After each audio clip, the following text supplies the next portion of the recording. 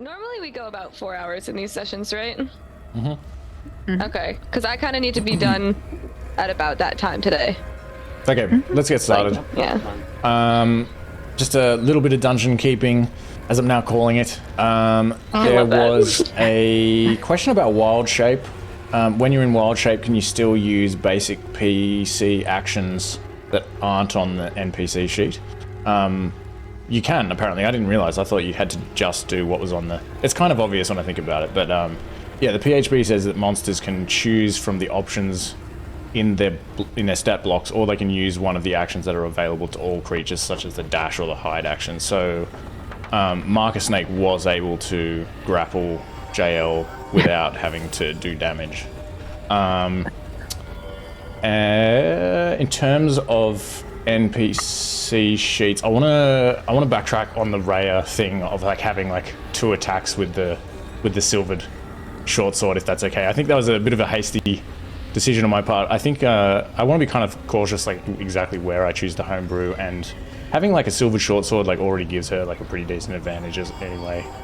I don't even know how much better it is to do 2 silvered short sword attacks instead of like 2 long sword and a silver short sword attack anyway. It might even be better to do the... I don't know, I haven't done the maths, but yeah, my compromise didn't really make sense anyway. Like, what is she just like walking around with just the 1 sword going like... Anyway, so might backtrack on that one. Another thing was... Oh yeah, because there also is actually somebody in the party who could definitely benefit from a silvered short sword. Just saying. Also, just a reminder that you can't take opportunity attacks if you're blind. I forget why I wrote that down. Someone did it. Guys, it was probably me. I was blind a lot. I think there was a fair bit of blindness. Yeah, I kept forgetting I was blind. It's usually me, so I was like, did I do that? And I also, there's been a lot of questions about invisibility in general, so I've just made a handout on invisibility. It's like a little bit TLDR, but mainly just the thing at the top kind of makes it clear. And maybe I'll post it in the Discord as well, just in case anyone wants to have a look at it. But yeah, but basically like invisibility is just not like straight undetectable invisible. It's kind of like, it's translated by 5e in like a couple of mechanical ways.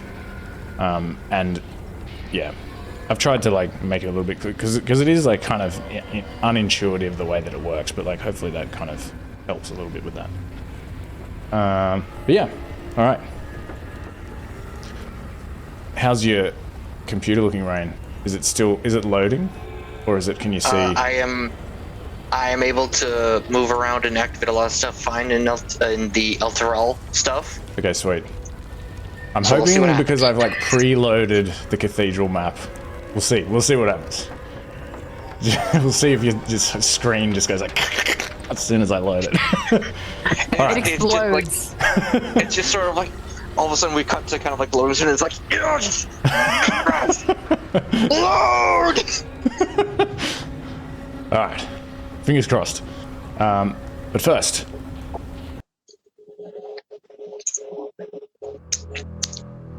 In the story so far, you sought to learn about the situation in Elturel by interrogating a cultist who'd come to the city on a pilgrimage, summoned by someone known as the Arch-Lector of the Cult of Zariel. The cultist explained the River Styx will transform the loyal into fiends, while those without contracts will have their memories erased by it.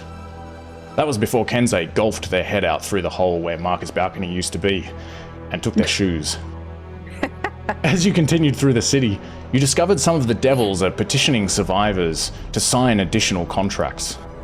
Then Alina was concussed by shingles of death, hopefully erasing the memory of shaking a soul coin from an imp with no pockets. She went a bit weird after that, devising ways of tying bowls to her head, but still had the ingenuity to weave saddles and baby carriers out of rope, to grant bear rides and save covered babies at the bridge of Torm's Blade. There, Kensei used a combination of bullshit and bribery to get the party across for the low price of a soul coin.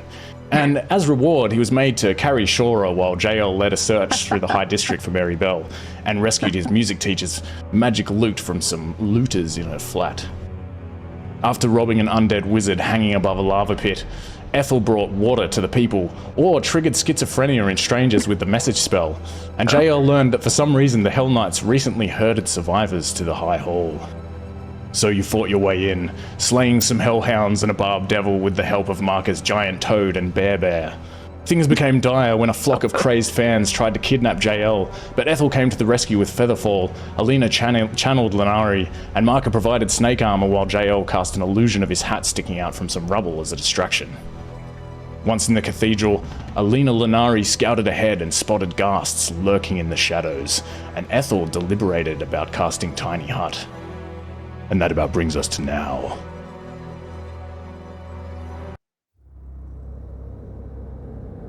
So, what are we doing? Are you going to take a rest here in a tiny hut? Or are you going to try to sneak through these ghasts? I'm still deliberating. Run in, guns blazing, swords blazing. A week wasn't enough. I'm also very tiny. So At least stuck to my bird.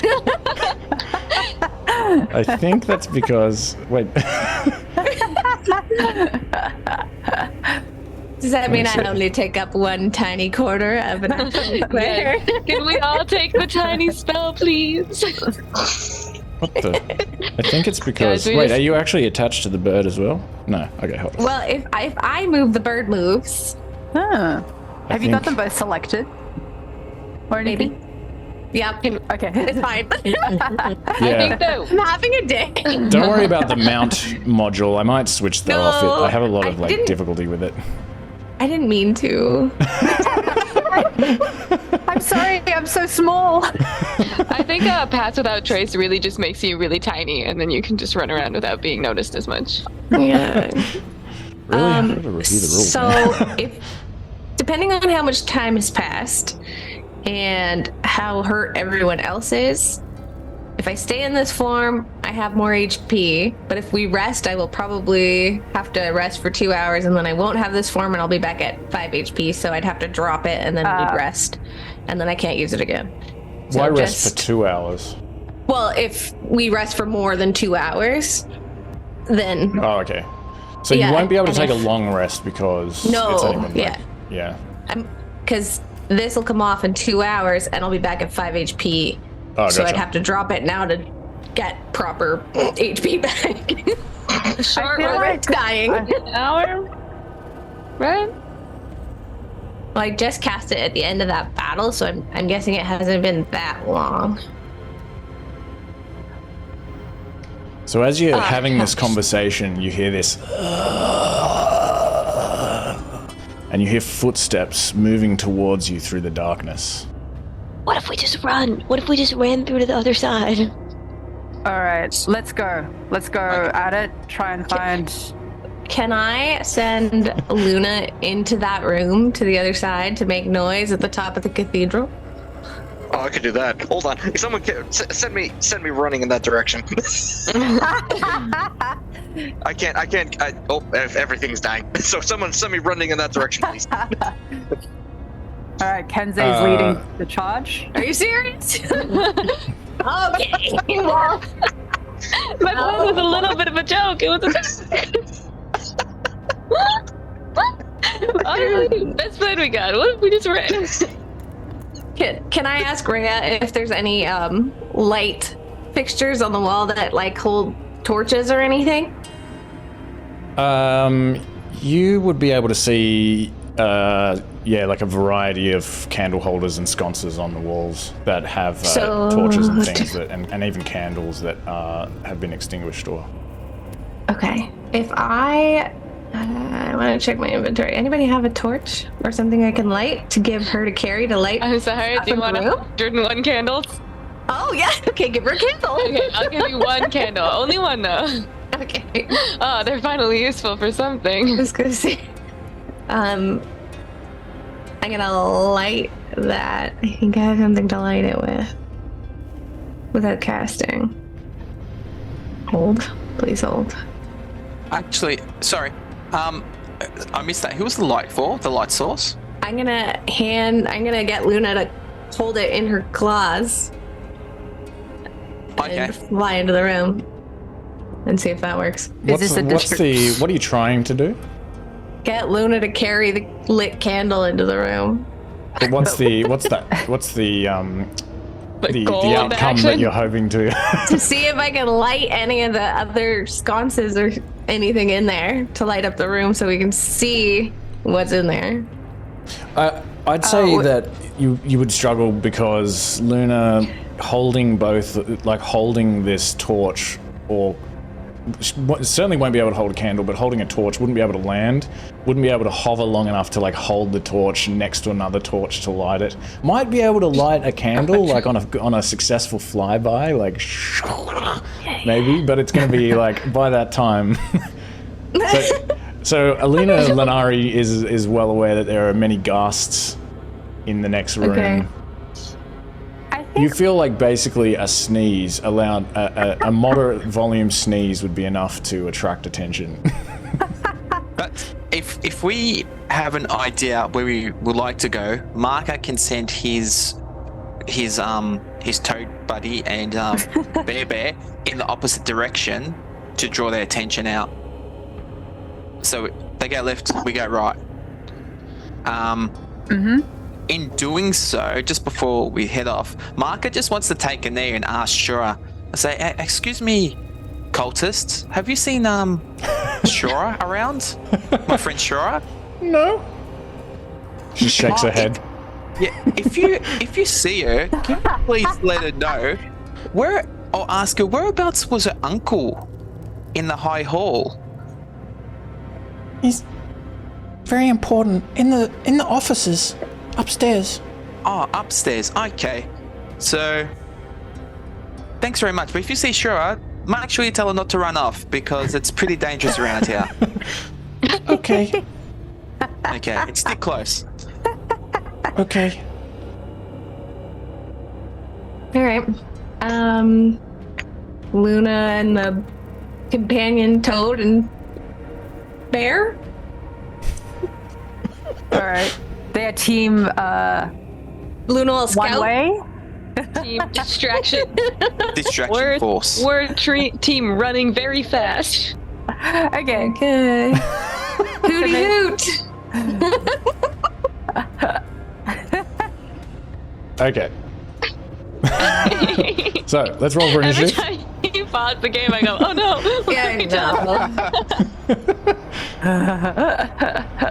And you've just run in there. You're not trying to move quietly, so. Oh, you probably might want to give Rhea to someone else due to the fact I'm having difficulties among myself. Is it still struggling? Oh, yeah. All right. But you can see the shed.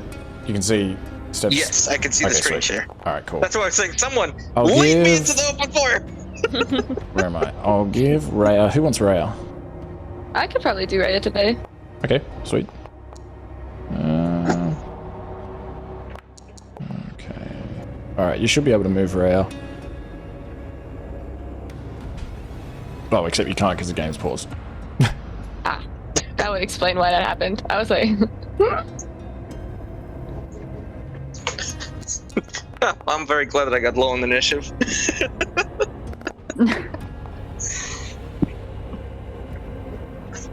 Okay.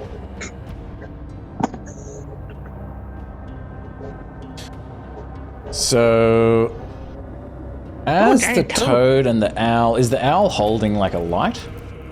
No, Okay. we decided against that. Okay. So as the toad kind of like, waddles in here, like, and the bird is like flapping in here, like the sounds of this flapping is like echoing off the walls throughout this cathedral. As soon as they begin to fly towards the door, you hear this kind of this sound coming from multiple sources begins to rise, and some of these ghasts begin to come out of the darkness and move in your direction. Well, they move in the direction. They begin to move in the direction of this toad and this owl that are flying through. It seems to any of you who can kind of get a glimpse of them in the shadows through these doors. And so yes, I've put us in initiative just because if you're gonna try to, I don't know, distract them and run through in the opposite direction. So we'll see how you go with that. Ethel, you're up first. Oh no. All right. I think. Oh no, I'm not used to going first. I have to have a plan. Give me a second. Normally I'm last because I roll so bad. All right.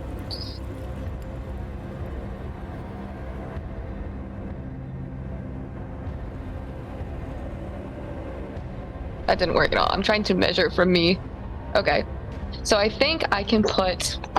Guys, I'm going to try Dust Devil again. Okay? We'll see how this one goes. It didn't work very well last time. But I feel like it could be fun as just a nice distraction, you know? Just a whirling little dusty guy. This template looks a little odd, but... I think I can get it right here next to Luna, because Luna's in the air, right? So she should be okay. Yes. Although, will it affect the toad? I don't remember if it affects allies. I think anything within the 5-foot area around it. So I think it should be okay there, right?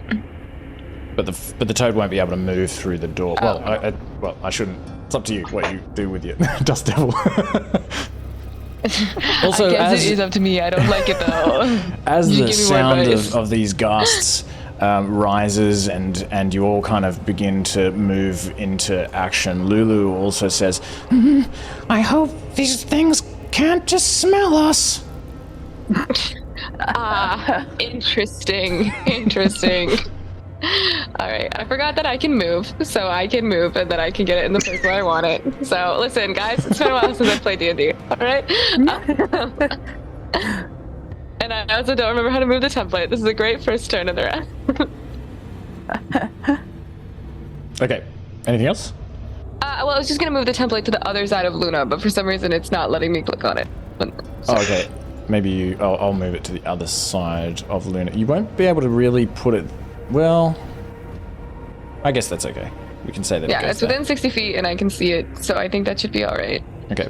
And then I'm going to just take... Oh gosh, I keep selecting things. Ugh, horrible nightmare. I'm supposed to be good at technology. I'm gonna step back here. Okay, that's my turn. Hooray. Okay. Giant toad and yeah, Angelo, why don't we just have you control the summons? Yeah. Control your summons. Good. I don't even really know. Like I messaged you about this. I don't even really know why I was determined to control them.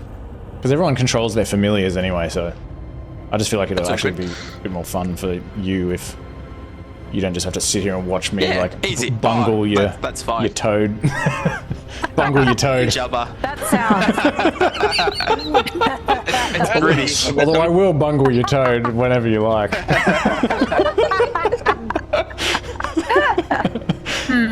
I'm also not gonna lie. In all last session, I definitely thought the bear was Angelo. Yes. Like the whole time. I could not get it straight. I was like, I'm gonna stand here. I'm safe behind Angelo. And I was like, nope, it's not him. Doing the same thing. What the hell? Yeah, it's fine. Okay, Toad, Jabba. He's very sprightly. So, actually, okay, what? So how high is Luna at the moment? Yeah. I had her at 15 feet. I'm Okay. guessing the toad's not taller than 15 feet. Should be alright, I think. Okay. Yeah. Oh my Hey, God, just to big recap, toad. how tall were the ceilings in the main cathedral area? 15 feet Where in, the toad- in the main area. Oh, okay, I thought it might have been more. Like being a cathedral. Yeah, rooms in the cathedral are 15 feet high. Although that says rooms in the cathedral. I see what, yeah, I get what you mean. Yeah. Yeah, I'll say in this main part of the cathedral, maybe it's pretty high. Maybe it's like more like, I don't know, 20 feet or something. Okay. and just hold a bite action. So, Okay. can I do that with Conjure Animal? Like, it's more like. I think so. Okay. I don't see why not. Okay, Luna.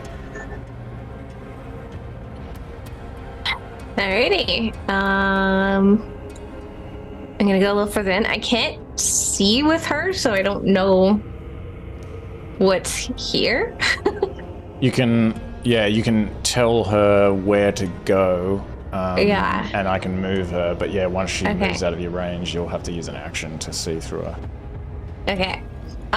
Basically, I just tell her to find a place high up on the other side of the room, away from us, to make noise. Okay, So like if there's like any kind of ledge or high up sconce and on when like you the far side. and do you mean the other side of the whole cathedral? Yes, on the side of like the map, I can see where there's like broken glass. Okay, so like to the north, over over here. Yeah. Okay. So she's moved 5, 10, 15, 20, 25, 30, 35, 40, 45, 50, 60. Wait, does that make sense? 55. Yeah, something like that.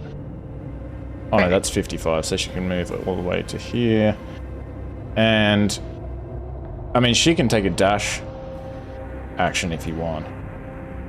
And like fly all the way up into the rafters over here. And then kind of make like a whoo sound.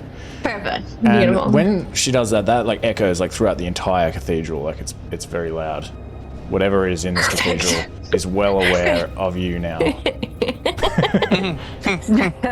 Jean Lamont. Guys, this was the perfect plan with no flaws.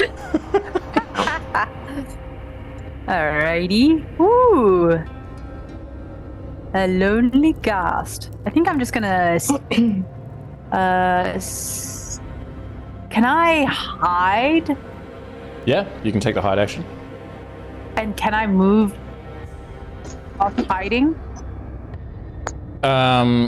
You need to be obscured from the creature that you're trying to hide, creature or creatures that you're trying to hide from. So you would probably need to move a little bit further out of that ghast's view, and as soon as you come into view, it'll see you. Oh, I see. Damn Unless you're invisible or something. Am I invisible? No, I'm not invisible. Okay, so I will. Unless you were at the end of that last combat. I don't. No, I think I cast a spell and then I lost my visibility. Okay, so 15. Ah, well, screw it. 20. Ah! Sorry. I'll come back here. Screw it. Nah, okay, I'm here. I'm here now. I'm here. And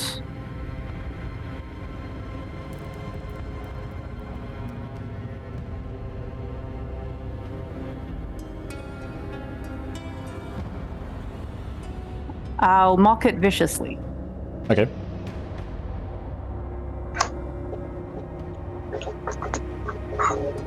Alright. I didn't. You slow-bodied, rotten corpse. Okay, it is viciously mocked. Excellent.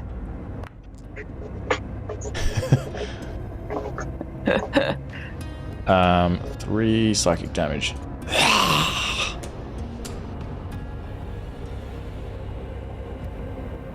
Anything else? No. Okay. Lanari. Alina Lanari. It's hard to say. It's a mouthful. I'm gonna tell Lulu to make sure she takes Shora up above and just follow us from above. Is probably the best bet to keep her safe. And then I'm going to hide because I'm still invisible. Okay. Give me a stealth check. Yes. Okay. Perfect. Do you mean that you want to hide, or you just want to move stealthily? Like, are you going to move around? Move stealthily. Yes. Okay. Okay. Give me a stealth check with advantage because of your boots. Okay. Checking my attributes. Is my stealth stuff different while I'm Lenari?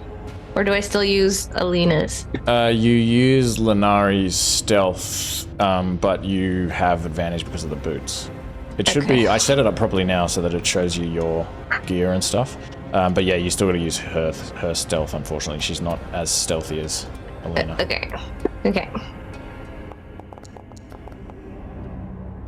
This is fine. 22 seems good. Okay. 20. That's 30. But keep in mind, when you're stealthing around, like if you just walk into the vision range of a creature, it just will see you. Like it doesn't matter if you're stealthing. So like right now, she's been seen. Okay. Perfect. Well, I've moved now. I don't know why D&D sneakiness is confusing, but it's been It just me is. the whole time. I'm like, it's so hard to be like, I'm invisible, but I'm not invisible, but I'm being sneaky. Just remember, it's a game. So like invisibility is it has a mechanical. I know, it's just expressed mechanically. But what's funny is I think D&D is actually probably very similar to how other like video games work. Like when you're sneaking along, you just walk in front of someone, they see you. They're gonna see you. But it's like for some reason it's hard to wrap my brain around it in here. Same. I don't know why. I know, and then I feel like those stupid imps, I'm like, they're invisible, and I feel like we have such a hard time hitting them. Like, Just imagine that you're in real life standing in front of somebody, and then you like just go crouch down and go like, all right, I'm hiding, you can't see me. Listen, I maxed out my Skyrim skill tree, okay? So you could just Me walk too. around people and You could and so just, it's like I sneak think across that's just what this is. I'm just a shimmery blob right now. A beautiful if shimmering you go blob. invisible with like boots of Elvenkind, with the cloak of Elvenkind, with pass without trace, and you cast silence, then you can still be fucking detected if you step out in front of somebody. We're going to have a little class on invisibility where you tell us this stuff again, and I go, no way, and then you just keep saying the handout. same thing. Read the handout. Please. I did. I was reading the handout. All right. Anything else, Okay. Lari? I am going to take a perfume vial from my inventory and I'm gonna hawk it into the room. Aha! Like just Can't over smell here? me now. As far as I can possibly throw it Okay. into the room. Just give me a dexterity, like as if you're using your. You can just use your short bow Oh, to throw it, basically. Okay. Oh, can I don't know. I mean, actually, you're not aiming at anything, are you? So I suppose you can just do that now that I think about it. Okay. Maybe just roll me an athletics check anyway, just to see how well Lenari throws this perfume. Athletics is really good at that. Athletics is like the best. Could be worse. Okay, and so you're just trying to throw it as far as you can. Yes. Like lands here. So let me think. JL's head. I don't know how far you can usually throw something. Hold on. Let me, how far? Okay. Okay, so you can go probably 20 feet. Okay. You can try to throw it further, but you need to give me another athletics check and do it at disadvantage. You could try to do 60 feet with that. Okay. Very athletic. Okay, so you throw it in. You try to throw it. She tries to throw it straight ahead, but unfortunately, she kind of she screws up the throw, and it actually goes down in. Oh fuck! That's not what I wanted. It actually goes down in this direction and lands like directly in front of this one here. So like there. That's nice, actually. I'll take it. Okay. End turn. Okay, Mahkah. I meant to do that. Mahkah's going to make his way forward.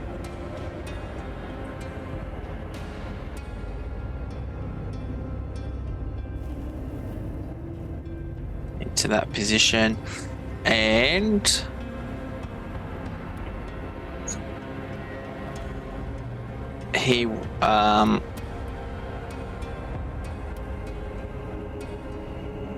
he will what does he want to do? And just end turn for now, thanks. Okay. Alright, Rhea. Great. I'm gonna move, I guess, to here. This does not seem very far at all. How is that 30 feet? Guys, all the D&D rules confusing me today. I guess I'll just take the dash action and move up here. So, wait, is Jean Lemore trying to hide right now? No. Like next to the door? No, I gave up. Okay, cool. Then I will come be next to you as someone who is stronger. I can probably take more hits than you are. Oh. And Rhea will just, post up and look pretty scary. I don't think there's anything else you can do if you dash. Ah! She says, Yeah. Don't worry, Jean Lemore. We'll get through this. Thank you. Bebe. Cool. That is it. Bebe is following Jabba. Forward. Oh, sorry, just It's like you just two, want to like, double check. double check his movement. Two stupid henchmen, like Bear and Jabba. Like, And take the dash action. Okay. He'll need. It'll be difficult through that terrain to square. move through the toad, but yeah. I was only going to go Otherwise, to about 20 feet in. Okay. Sweet. Yeah, there. Alright. And turn. Oh my god, I just realized I didn't roll for the ghasts. That is a ghastly mistake. But it's alright, you're kind of moving in here cautiously. Perhaps you haven't been spotted yet. Alright. Kensei, how are you going? So- Can you see the map? Or do you just want to describe? Nope. So Okay. you're gonna have to move me, buddy. Alright. So we are going straight down to where the big group of my friends are that are not the animals, and I'm just going to take the dash and try to get in front of them. Alright. And as much as he can, he will do the dash action. He will, if he sees anyone, he's rushing towards it. He ain't afraid. Okay. Alright. And bonus action, he will use the cold man to put one on the other side, just so for show, and just kind of go like, all right, rot sucker, bring it, come on, show me what you got. And he starts yelling. Yes, all that work for distracting on the other side. Thanks, Kensei. And he also smells a very sweet perfume as he runs through here and engages with this ghast. Okay. Kensei now smells beautiful. Ethel. Best that Kensei has smelled. Okay. Alright.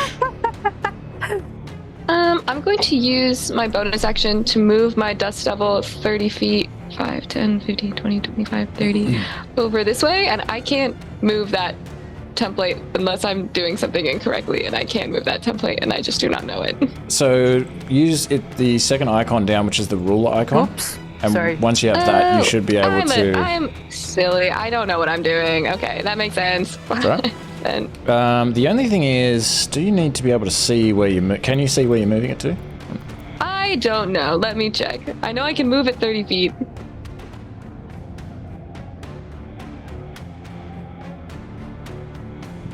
It doesn't seem to... Any creature that ends its turn, rah, rah, rah. Yeah, you can move the dust devil 30 feet in any direction, so I was just moving it deeper into the room. Yeah, it doesn't seem like you have to Oh. see. Okay. 5. Oh my god, I keep making a second template. What's going on? 5, 10, 15, 20, 25, 30. Okay. Actually, where the toad is, as well, the toad would have been 5, would have ended its turn Oh no, sorry. The toad's turn is next. I don't remember what happened. Forget about that. We'll see what happens next. Okay, I think I can move this there. That Okay, was the goal, where maybe it's there? square where it's on. It looks a little odd. No, one more over, I think. Okay. 15, 20, 25, 30. Yeah. And then Alright. if there's any, since this is a stone floor, maybe there's some small rocks that it's picking up, and it becomes a big old cloud. It's actually a marble floor, unfortunately. There's maybe small amounts of dust on the floor, but yeah. Oh no, it's now a dusty cloud. I get it. It is a dust devil. Okay, giant toad. Oh, I'm not quite done yet. That was my bonus action. Sorry. No, it's okay.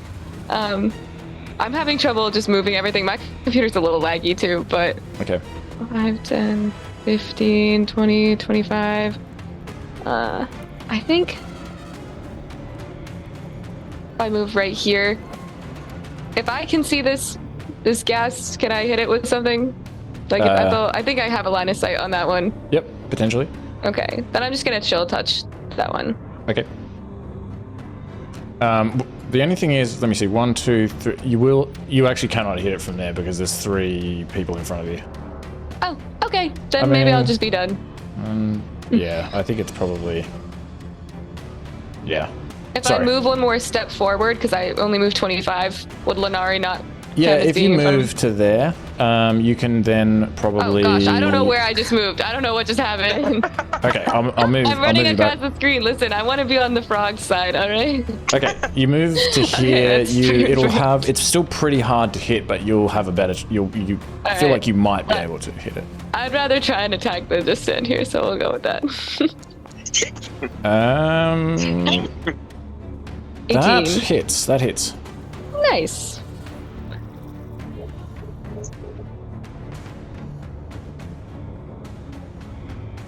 Okay, I keep hitting. Okay, did it roll damage? No. Nope. It's okay. Listen, my thing is also struggling apparently.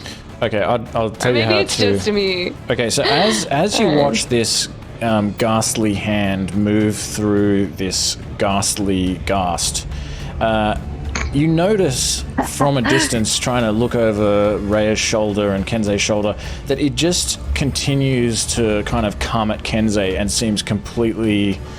oh, let me see, actually. Oh, no, sorry. I was thinking it was immune, but it's just resistant.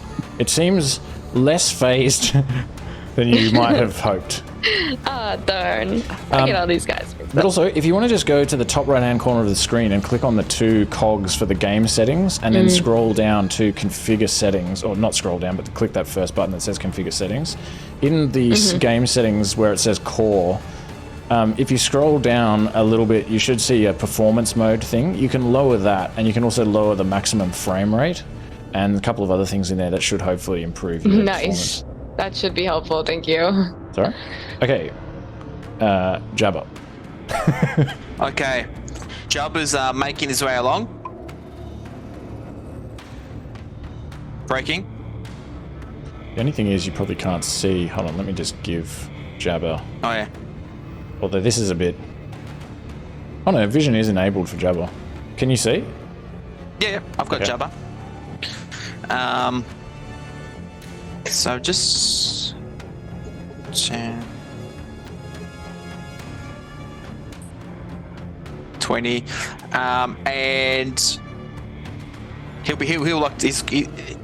be croaking as well. Can you pick this up on the mic? Can you what, sorry? Croak. Like a... Alright, Luna. Okay. So Luna, yeah, what do you want Luna to do? I guess I will just wait to see what's happening. So maybe I'll just... Can I hold like a dash action to come towards us if the distraction doesn't work? You know what I mean? Like... So you can only hold one action. Okay. So you can hold like a movement or yeah. If you want to move, you can hold a movement, but probably not a dash action. Okay. So I'll just hold a movement action for her. Otherwise, she'll just stay there being a bird. So she'll move in if what's the trigger? If nothing comes towards her and they start coming all towards us, if that makes sense. Okay. Alright. At this moment, out of the shadows from around the other side of what looks like this stairwell, another one of these ghasts emerges and comes running at Kensei from the side. And it'll make it to there. And it just comes right out of the darkness and runs at you. And tries to, like, bite into your shoulder. But misses. Jean Lemont. Aha.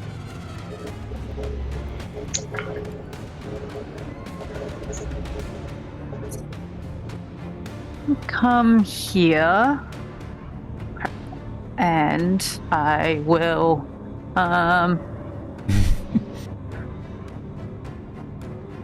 sorry,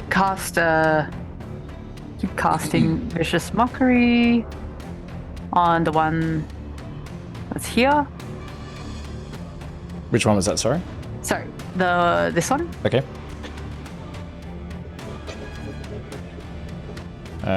Fails. Excellent. Another 3 psychic damage. Okay.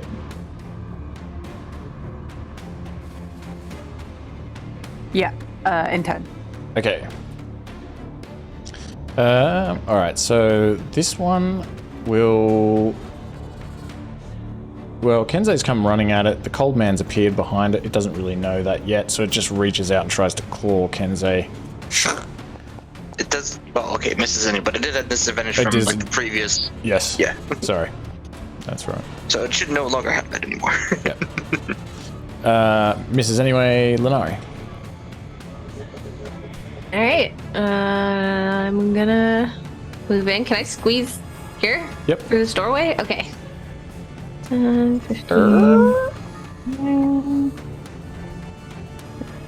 Okay. I'm going to attack this one in front of me.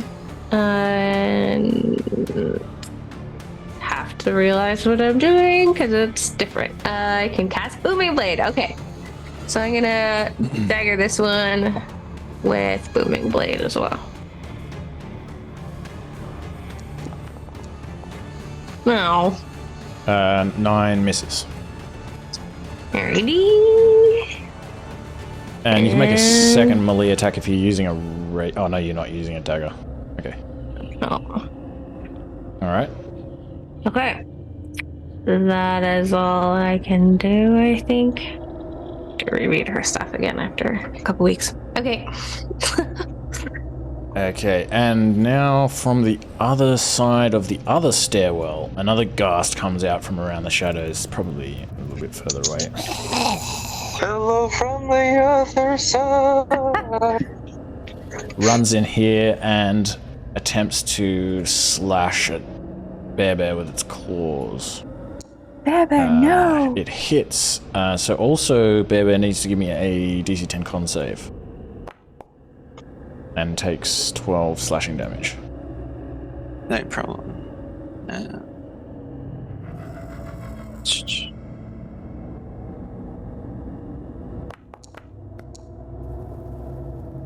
Nice. Okay, so just the 12 slashing. And... okay. And... at this point, let me see, are there any other... oh yeah, okay. I won't do that just yet. This one here is also going to run in the direction of the giant toad and just try to bite it. And the toad has a readied action. But actually it'll take 11 piercing. And then it can let its readied action off if it wants to. If that was from this round, I can't remember. He only did the movement before, from like below the bed to that position. Oh, okay, so the readied action was from a previous round.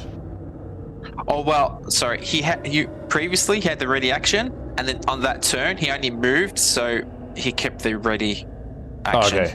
Like only moved 20 feet. He didn't do it. And Okay, probably just in future, just maybe restate the ready action, just so we know that it's like a because you don't just hold the ready action unless you. But yeah, that's alright. okay.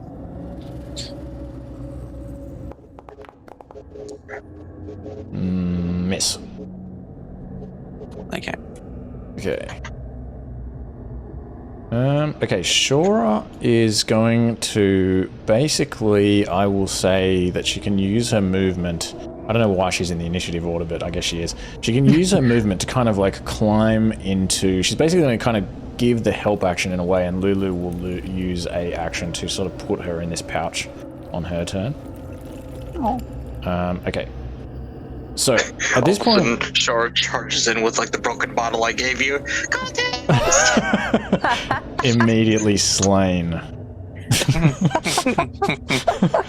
Okay, this one is going to move over to here. It ignores the dust cloud and unwittingly stands directly next to it.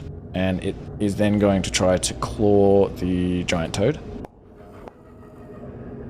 And hits. So give me another con save. I think it might be down. All right, in general. 8 damage. Oh yeah, yeah, it's down. Yeah. Okay. And at that moment, it becomes clear to Luna that all of these ghasts are not following it. So Luna will fly back into the room. Perfect. I'd also like to let you know that I only have 1 HP on Lenari. Yeah, Lenari always only has 1 HP. Oh, okay. It basically, she'll absorb whatever damage you take, and then at the end of that turn, she recedes. So it's kind of like she can take like a huge amount of damage in one turn, and you don't get any of it, but then she'll recede. Okay. Perfect. Is the ghast's turn done? Because it has to make a saving throw for the Dust Devil. Oh, is it at the end of its turn, is it? Yeah. Sweet. Cool. Okay. It's DC 15. Strength save. Strength, yeah. Damn. So if it passes, does anything happen? It takes half. Half. Okay. It's not just pushed around. That's most of what the Dust Devil does. Okay. All right, yeah, it just kind of like comes around this corner and slashes this toad, kills this toad, and then kind of just gets like jostled around like while it's doing this, like kind of looks around with like wild eyes, like a bit confused about what the hell's going on. That was a good ghast noise. Thanks. Mahkah. Mahkah's gonna cautiously move into this room. 20 and move into that position. Oh, actually, it smells really nice here as well. Especially around here. Especially around there. And just cast Frostbite on that one. Okay.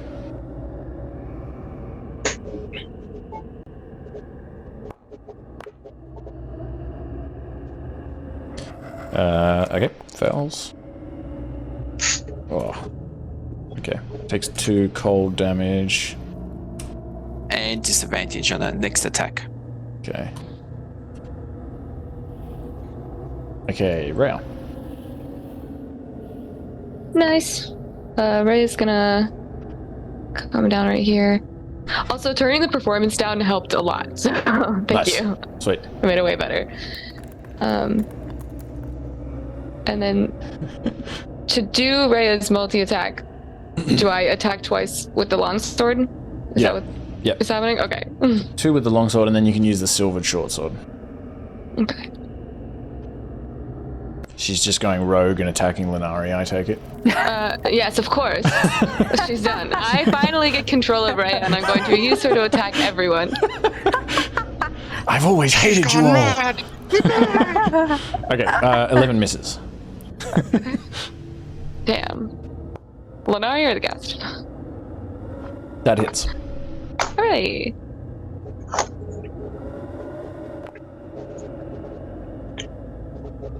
And then the short sword as well? Or the silver short sword? Yeah, you can use the silver one. She has two. Nice, alright. This is fun. I like this much dice. 20 hits. Hooray! This is like already so many more dice than I normally roll. It's so exciting.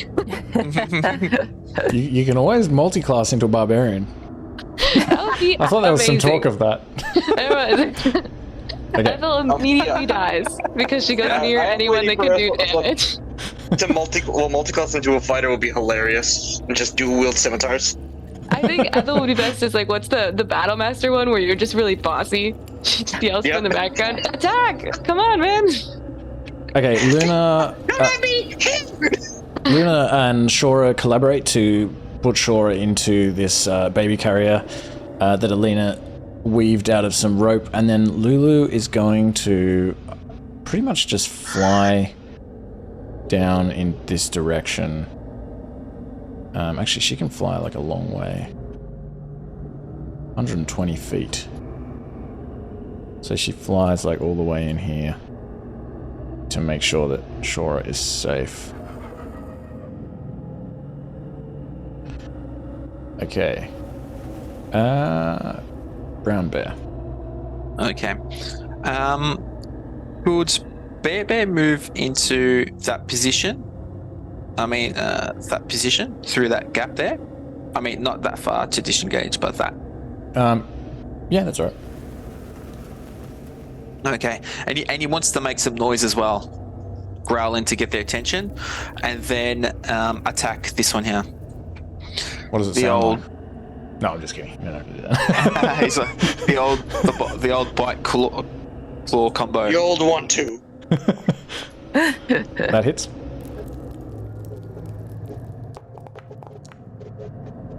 .12 piercing. Nice. Follow with the claws. That misses. No, that hits. Oh, good. Just hits.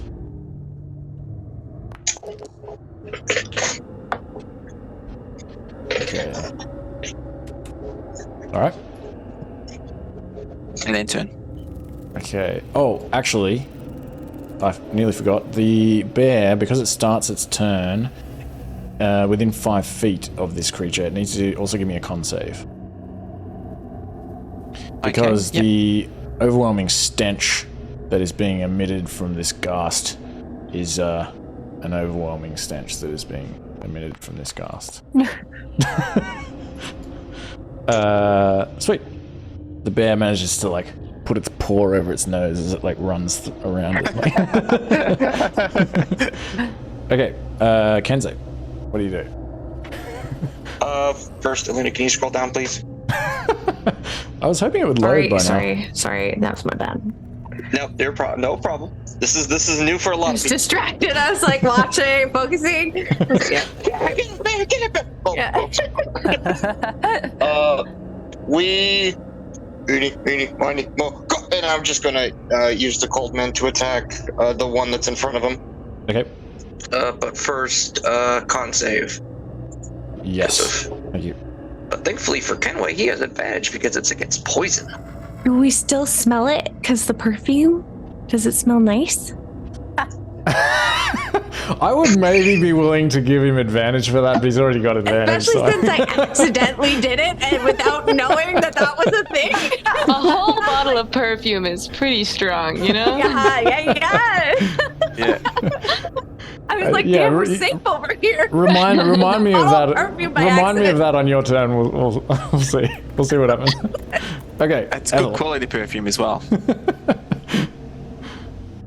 Alright, sick. Did you make sure you burn the perfume, by the way, as well? I think Wait, why did it skip to Ethel? Hold on. Oh, sorry. I forgot that it was. It's all your turn. I forgot everything. Just because I can't see does not mean I cannot fight. I didn't think you'd notice. Alright, so for the first one. Oh, you can roll it. I forgot that you can still roll it. Okay. Yeah, it's just that one for hits. some reason I can't see the map, I can't see the tokens, but everything on Foundry I can see. Yeah, you've got the interface. Yeah, 15 hits. Alright, then I'll... Alright. It's looking bloody now. This like dead white blood is like oozing from various spike wounds in its chest as you're smashing it with this Konobo, and takes another 12 bludgeoning damage. Yeah, it's looking severely damaged now. A battered ghast. Okay, Ethel. Nice. I'm gonna move over here so I can finally see. Wow, amazing. There's not any I know you said this place is pretty destroyed. There's not any fun debris lying anywhere that my dust devil can pick up, right? What happens if it picks up debris? I think I've missed. It just becomes a bigger cloud. It's like. Where is it? It sucks up the material and forms a 10-foot radius cloud of debris around. I'm gonna say that there's not enough debris. Not where it is. I mean, there is glass and stuff in front of these windows, but we'll have to move a bit of a way to get there. Gotcha. Okay, so that's pretty far. So it'll chill there. That's a fine spot for. Okay. My nice little dust level. And then I'm going to attack the same ghast that Rhea is fighting, just with a firebolt. Okay. Let go? What's going on?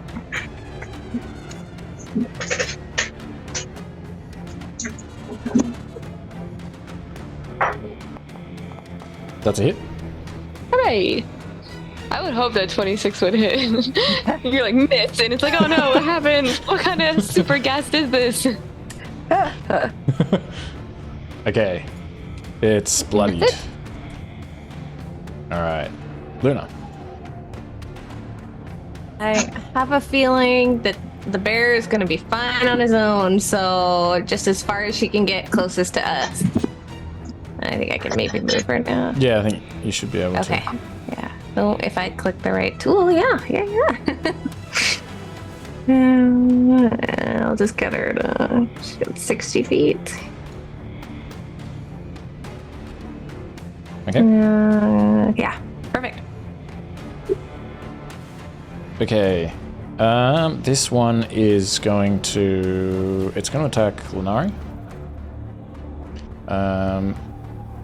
It'll try to claw at Lunari. It'll have disadvantage because it's been mocked. Misses. Alright. Jean Lemore. Yep, okay. So Jean Lemore is gonna cast some fairy fire. Ooh. Over here. And say, go, you frontline fighters! Protect me!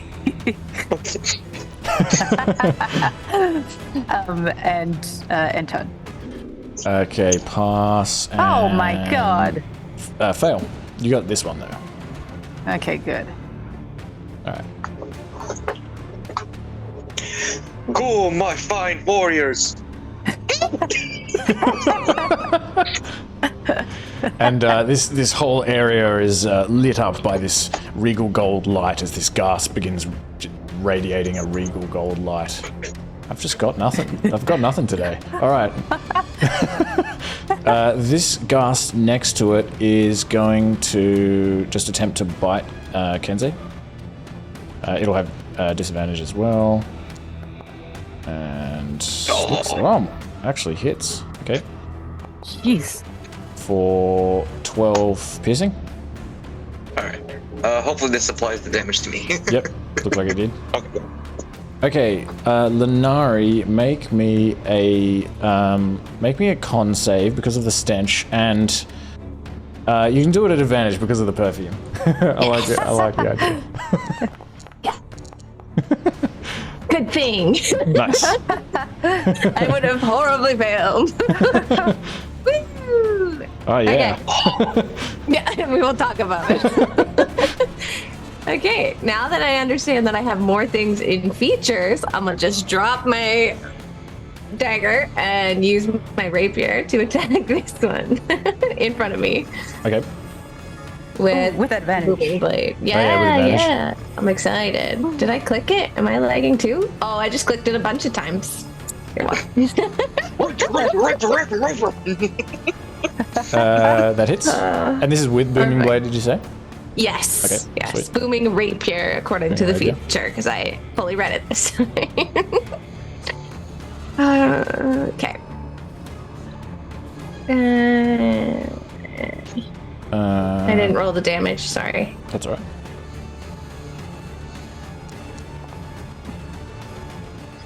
Okay. She hacks one of its arms off. Actually, not with a rapier. She doesn't. She pokes it straight through its shoulder, I guess. 17 hits. Oh, 17 is damage? No, it's an attack roll. Did I? Sorry. Yeah, that's alright. Sorry. Because booming blade. Apparently, I'm having a hard is day. in the spell book. In the spell book. And I think we're all having a hard IT day. Oh no, you did guess. booming blade. Yeah, just hit the damage from the I booming did. blade. It's grayed out. Really? It did it. Yeah. I don't know. Maybe I'll just try versatile. It didn't work. this? It's unhappy. Do you want It's me to roll unhappy. it from Alina's? Just give me a d20. Okay. Oh no, sorry, not a d20. Sorry, ignore me. Give me a Okay. d8. 1d8. Oh. Okay. Yeah, I'll take a d20's damage. Sure. Yeah, I'm like, all right. Whatever you say, you're the boss. No! Help me be DM. Okay. That kills the ghast. Yay! Okay! I did something without dying. We're getting hit in the head with a shingle. Yay, I did something! Hey guys, look, I did something! Hey, listen, you also made a baby sling and a bull helmet. So, like, as far as I'm concerned, you've been doing pretty good. And a bear mount saddle And- is in my and a inventory. bear I was like, mount yes! Very impressive. Okay, Yeah, it's very 11, comfy, I must say. 11, 11 slashing on the brown bear. Bear. Bear. And this one will also come for Bear, and it will try to bite. Hits. Oh, for the slashing as well, also just need a con save for the bear, and you also take another 13 damage. Is that going? No, it just doesn't matter, it dies. It's down. Brown bear is dead. No. It disappears. Okay. So this one, does it have to do anything when it starts its turn next to the Dust Devil, or is that only when it ends its turn? Where was it? I think it's only when it ends its turn. Okay, sweet. But how smart, I guess, would it go, cloud that I need to attack, right? You know? No? Okay, listen, you gotta ask, okay? It doesn't do that. It does something else. It comes over here, it dashes over to here. It's too smart. It figured out the creator of the dust cloud. Okay, Mahkah saw it make its way over. He wants to hold his breath. Take a deep breath. He doesn't want to. Sweet. That makes sense. And going to attack him. Sorry, my bad. Moon touched scimitar. Is this the one that just ran at you? Oh yeah, it would be. Ran at me, It's yeah. the only one that you can reach. That's a hit. And damage. Okay, -4 slashing. Okay, Yep, that's it. right, Rhea. Also, Rhea is nope. There's no ghasts. It's all good. Hooray. Alright, she's gonna move over here to protect me. Ah, help me. That's convenient. Wow, this is crazy. I actually kind of like it for like characters. Also, save your spellcasters! Save your spellcasters!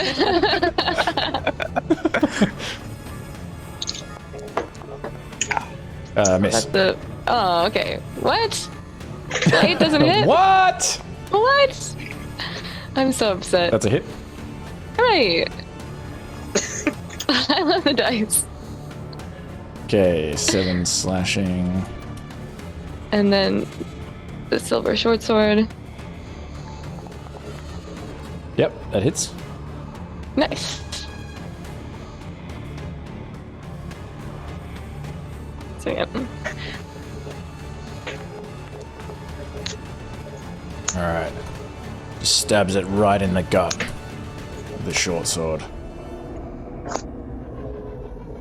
Okay. Lulu is doing a thing. Alright, Kensei. Continue the onslaught! Just like bolt my gun.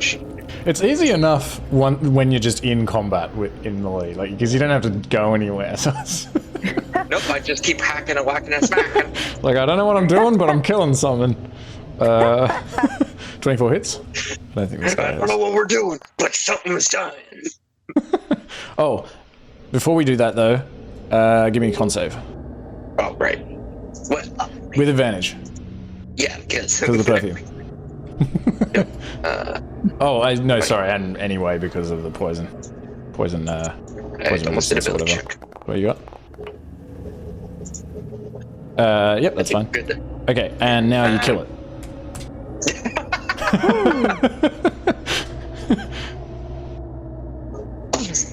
Alright! Look, turns around, moves. Yeah, we'll use my full movement to go forward. Just straight forward past Mahkah, like up towards where the other two are. Okay. Just full movement. And then bonus action, I'll reuse the Cold Man. I think I should be just enough to put it down right behind that ghoul behind it. Oh, not in front of me. Oh, so here. I meant like, yeah. Sweet. Yep. And then I'll use my final attack to kill it. Or not kill it, sorry, that's too egotistical. Try to mortally. It's alright, you're talking as Kensei. Oh, because of the humbleness, you get a crit. I give you a crit. Yeah, I get rewarded for being egotistical. Damn. It's dead. Whoa. Oh my gosh, you were right. It wasn't egotistical, it was just accurate. Okay, Ethel. Okay, fantastic. I'm gonna move my Dust Devil so it is right here, I think. Hopefully what this means is that if either of these are real stupid and they try to attack Kensei while I'm being right next to the Dust Devil, that'll be helpful. But only if they're real dumb. Let me see. How stupid, yeah. Please roll for how dumb. Damn, that's too smart. And I'm just gonna firebolt the one on the right. I mean, Ethel, the DC was 30.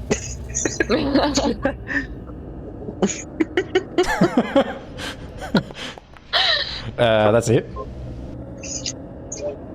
Alright.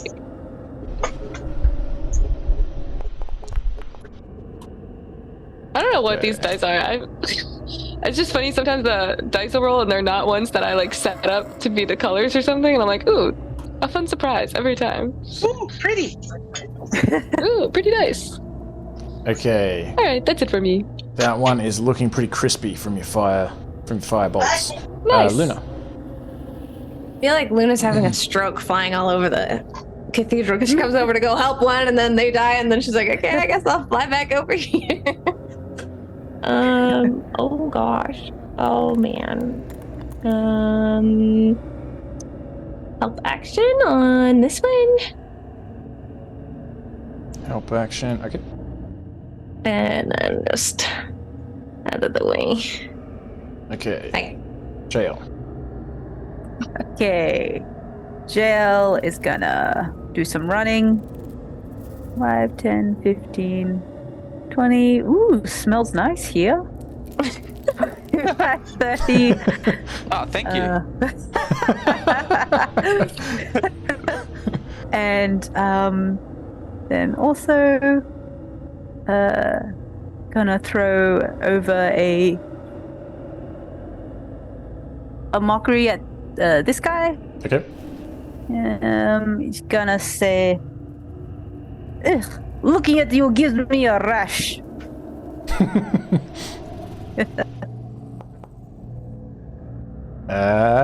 Looks like it's offended. Or at least the psychic damage hurts it. And that was exactly how much health it had. So you kill it with this, with your wit.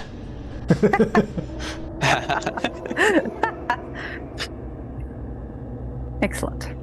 Okay, Alina Lunari. All right. So, how far is this stupid thing?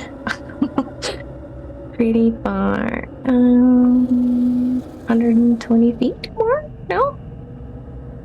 Let's see.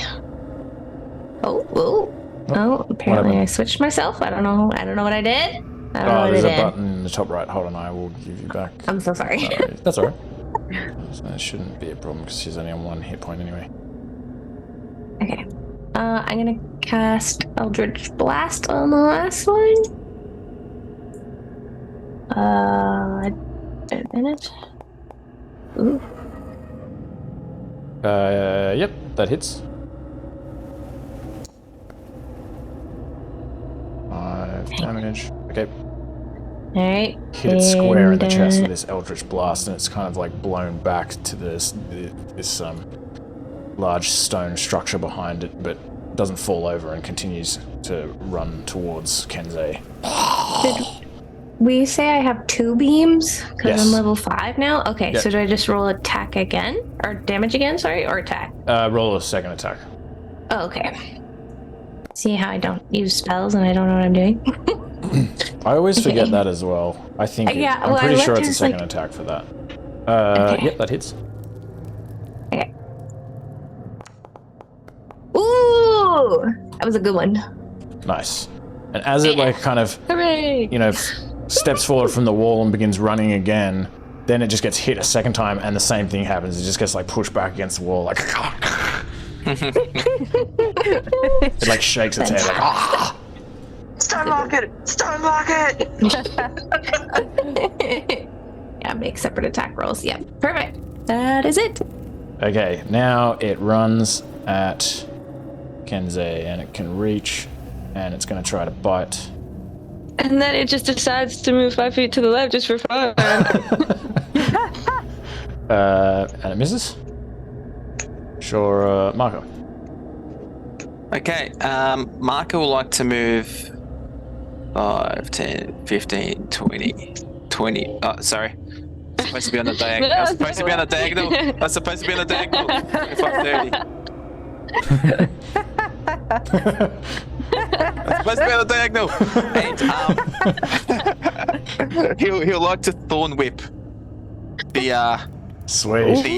ghasts. Nice. Yeah, bring him close to 10 feet. I will make this dust devil useful if it kills me. I'm gonna keep using it until I figure it out. 11 misses. Oh. End turn. Damn it. I hate when that happens. Such a letdown. Okay, Rhea. Alright, she's gonna move. Oh, that's a template. No! Guys, today is the day of me not knowing how to use technology, but it's also everyone else's day of not knowing how to use technology, so it's okay. Look at honey, I'm using technology. Someone pray to the technology god, for they have forsaken us this day. That's a hit. Alright. We need an offering. We've already given it Rain's computer as an offering. I have an old computer mouse. I'll just go sacrifice it. I'll throw it in a fire. Dance around it. 14 hits. Did you say 14 hits? Yep. Nice. Guys, this is so much more simple than what I'm normally trying to do. I'm normally trying to be clever with how I use my spells, and right now I can just roll the dice. There's something about gratifyingly simple, just going, okay, I run up and I start hacking and slashing. I run up, I hack and slash. I run up, I go hacking and slash. Okay. Rhea takes down the last of the ghasts. The last ghast. Hooray! I think that's the last ghast. Last ghast. Yes. Oh my I don't know why that hit wording scared me because it pulled me out of the back. Like, Oh, yeah. Sorry.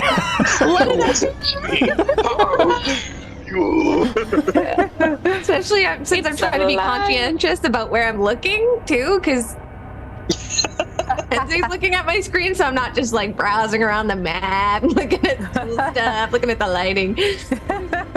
Ooh, blood. Like all of a sudden, Alina, what is your search history? No, it's okay. Well, now I'm being attentive of that too. It's a good thing I have deafened and muted myself.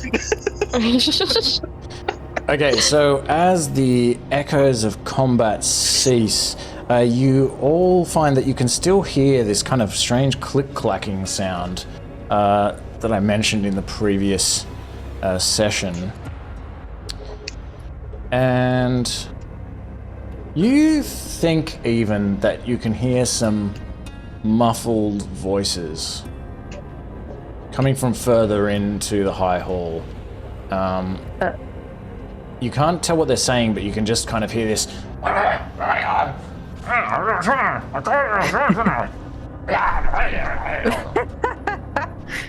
Which direction is it coming from? It's coming from somewhere over here, you think. All right. I was gonna ask, Ethel, did you want to send a message to Lulu to make her way back over? Yeah, I'll send a message. Say, we got him. Last ghast. Her voice comes back. Yay! Hey! I'll bring Shora back. Hey guys, good battling. Looks like you got them all. I'm sad I couldn't have been a part of it. Absolute demonic destruction! And she's like, What's that click-clacking sound? We don't know. Please be careful. You have the covered, baby.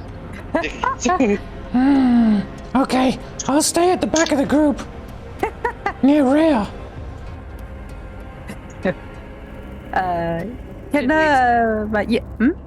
Sorry, I was just gonna say, should we explore this floor first and then? Yeah, that's it. Good idea. Oh, did the ghasts have any good bounty? you can pick through their corpses, but you don't find much on them. I'll say probably in a couple. So you notice that some of them appear to be dressed like Hell Riders, actually, but they're not. They're not wearing. They don't have swords and shields, but some of them kind of still have some of their armor and some of their clothing, although it's been kind of ripped up. But it looks like it's not super old or rotten or anything. It looks like they recently may have been living Hell Riders, or at least some kind of. Actually, Rhea would be able to say, these look like high hall guards. That makes sense.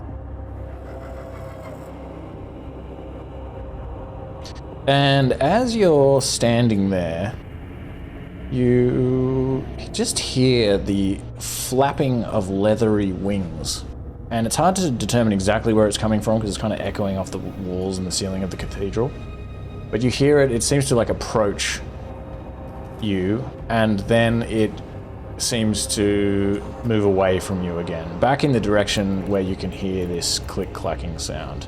And then you hear more of this talking that seems to be coming from the other side of these curtains. These are like large, like long red curtains that appear to be curtaining off an area that's further into the chapel, and they've got like tears and rips in them, but not enough for you to kind of see clearly through there. And you can still hear this.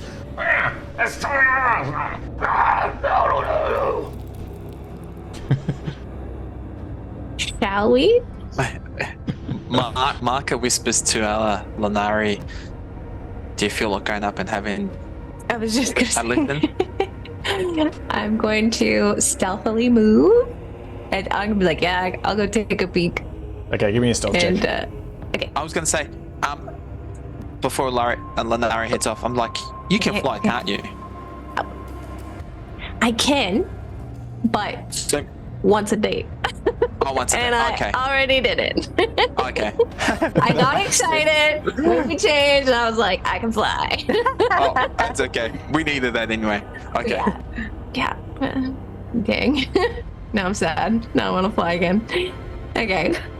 Stealth check. Right. Oh, I'm supposed to do it at advantage, right? Because of the boots, Yes. right? Yeah. Okay. I'll just roll again. I'm used to Alina's rolls, and it makes me sad with so low. Okay. All right. Okay. Oh yeah. I keep measuring my distance because I'm like, I can only move 30 feet, but we're not in combat. Okay. Do I hear anything as I get closer? Does it get louder? You hear the sounds coming up here from the north. So Okay. through the other side of this curtain, but yes, as you move in this direction, you begin to hear a little bit better. Okay. Do I hear it like right against it? Can I lay Yeah. on my belly and like peek? Yes. Wait. I'll see if it sounds super close before I peek under the curtain. I'll say that from Oh, here, wait. you still can't quite hear what is being said. Okay. Can I lay on my stomach with my hood over and just like peek under the curtain? I just want to peek. Yes. So, in that case, I'll move you over here so that you can kind of see. Okay. And so, Oh. in this room, Okay. the first thing you see when you peek through here is that there's this large statue here. It looks like a kind of an altar, perhaps, raised on a dais, and it is this beautifully polished teak wood gauntlet. It's a massive gauntleted hand that's like clenched into a fist. And you see north of it that there are some creatures. One of these creatures is having some sort of discussion in kind of hushed tones with this imp that is like floating next to it.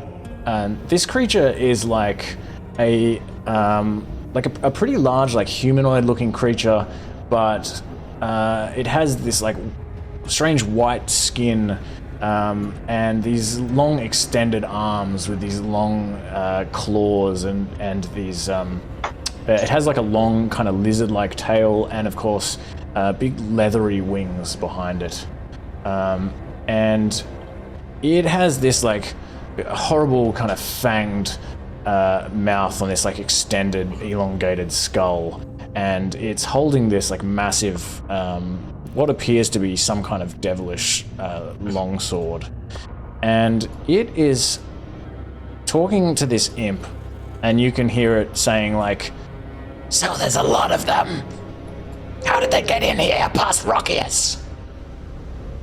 And the imp's like, "Yeah, I don't know. I never seen them before. What should we do, Bosh?" And you can also see around it what look like essentially crabs. They look like large, like giant crab things.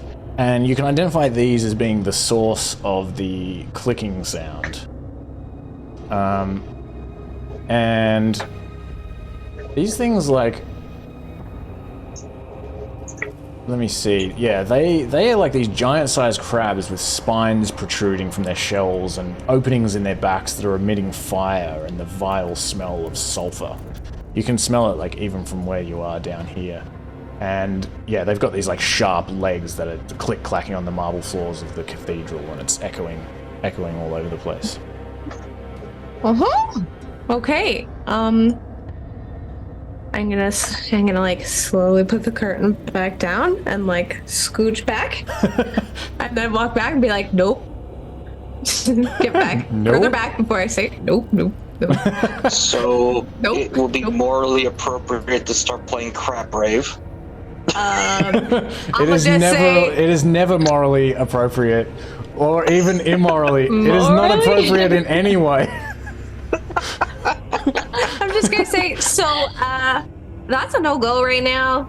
I think they know we're here in the building. There's We did make a lot of firing noise. crab, angry clicky clack motherfuckers over there. A demon thing and a thing that looks like it could eat my entire head with its mouth with a big demon sword. So I say we go upstairs first. And try past that little shenanigans until I'm not about to die.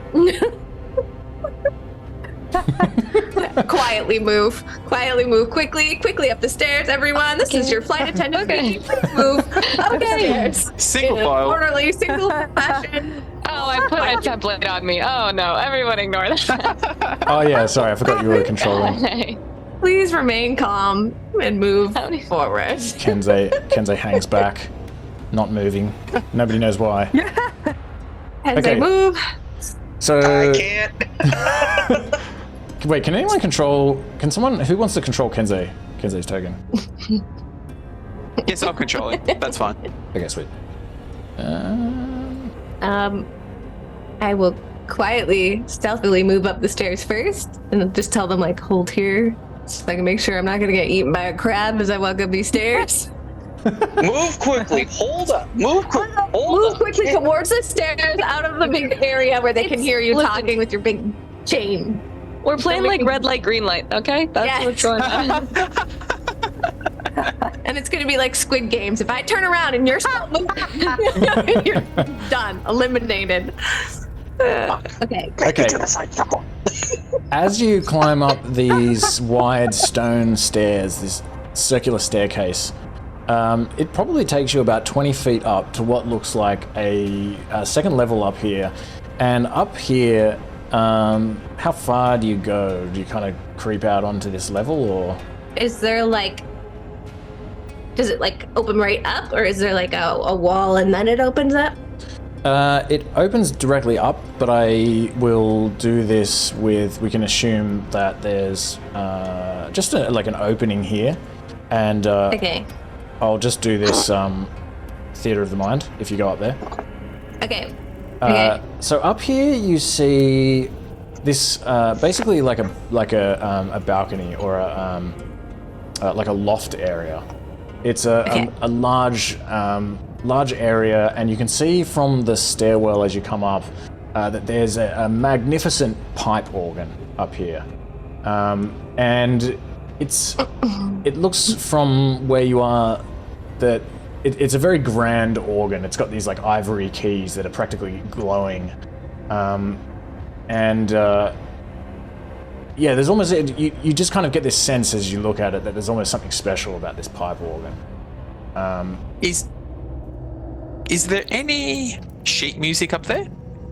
Okay, so Around the if you want to actually go up there, do you? Oh, okay.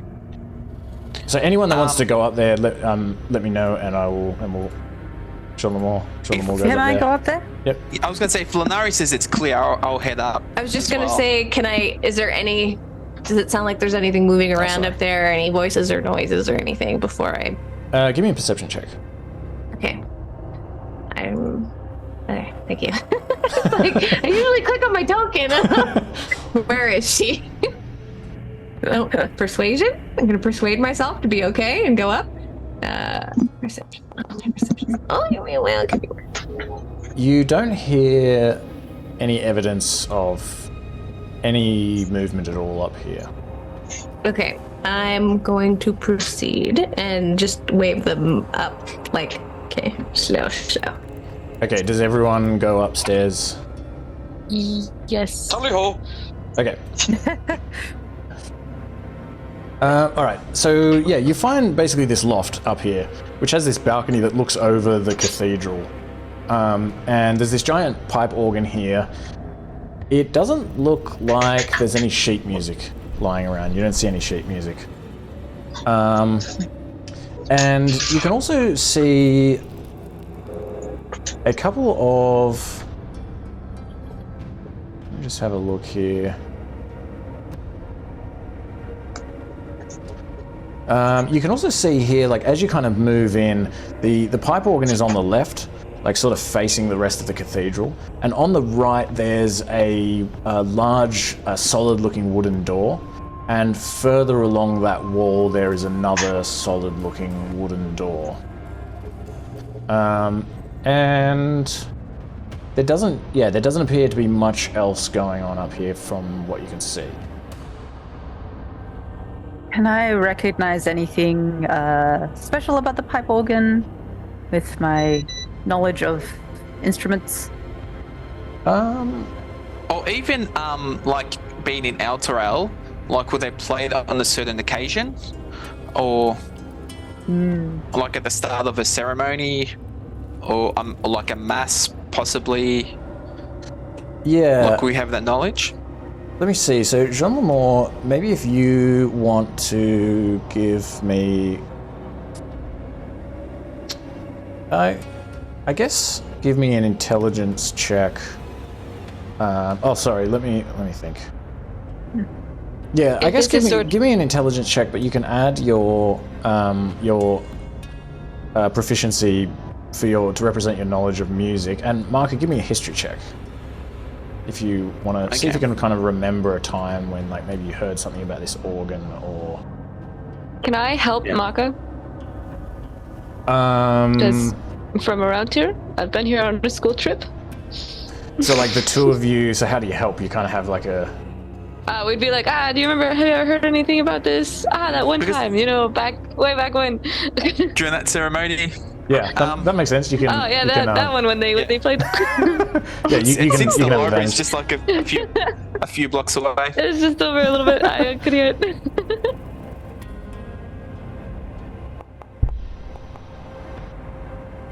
So Jean Lemore, you think that this is just a very beautiful organ. You don't know anything in particular about music that would give you any idea about, like, what, specifically anything in particular about this organ. But Mahkah and Ethel, as you discuss this and try to dig up your memories from the past, you do recall hearing something about a grand, possibly enchanted organ that is kept in the cathedral at the High Hall. But you haven't heard it be played or seen it be played. Rhea just kind of shrugs and says, "No, I didn't know this was here. I have to admit, okay. I've never been up here before." Okay. Oh, can I ask her about the statue I saw too? Like the big fist? Yeah. Like what's in that room? So she says that is a...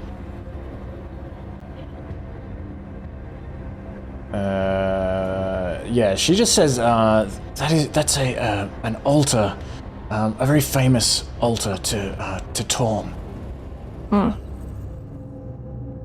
Okay, cool. Sorry, go ahead. Didn't mean to interrupt the organ chat.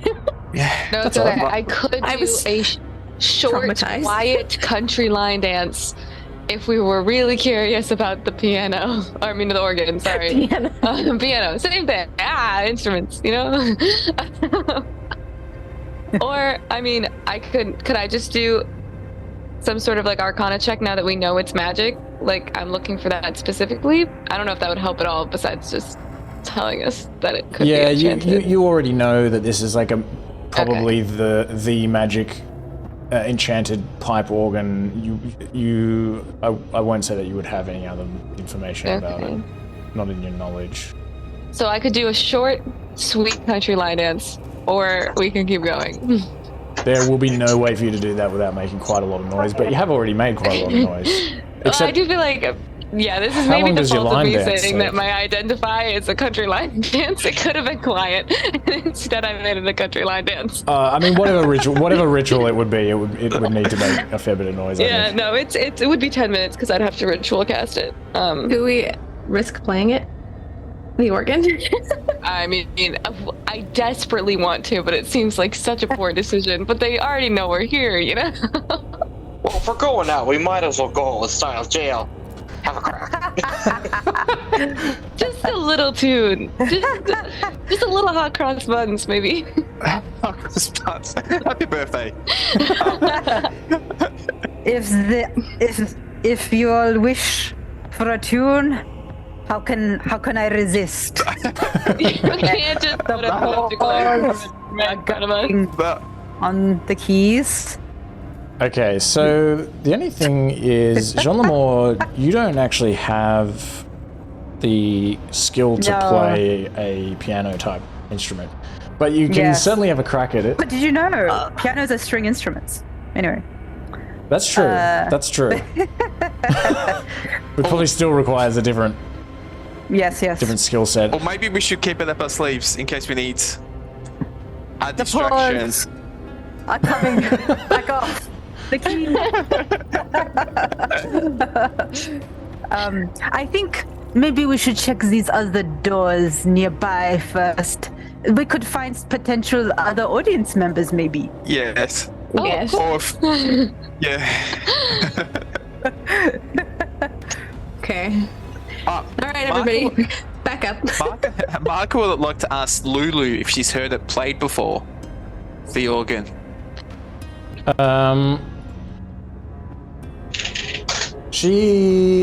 Her eyes kind of go up in her forehead as she kind of struggles to try to remember. She like frowns. It looks like she's trying to like force a memory to emerge for her. Like, It's okay, buddy. Okay. I can't remember. Oh, That's I right. wish I could remember. Oh, you're doing well. You're doing well. Covered, baby? Thanks, Any Mahkah. organ knowledge? she just goes like,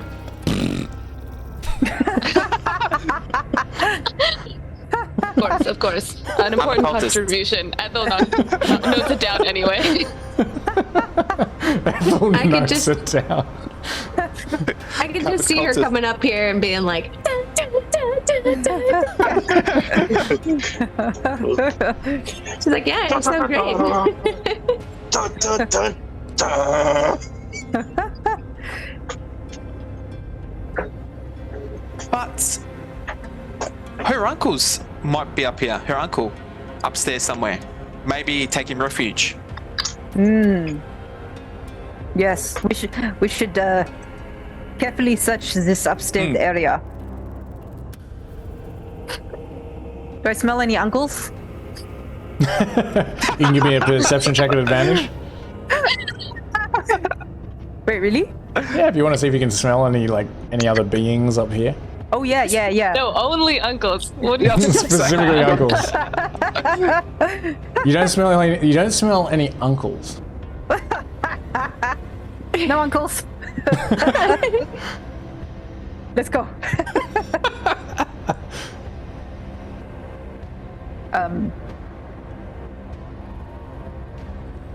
Could I have smelt any beings? You'll never know. No, you don't smell anything in particular up here that suggests that there's anyone here at the moment. Ooh, okay.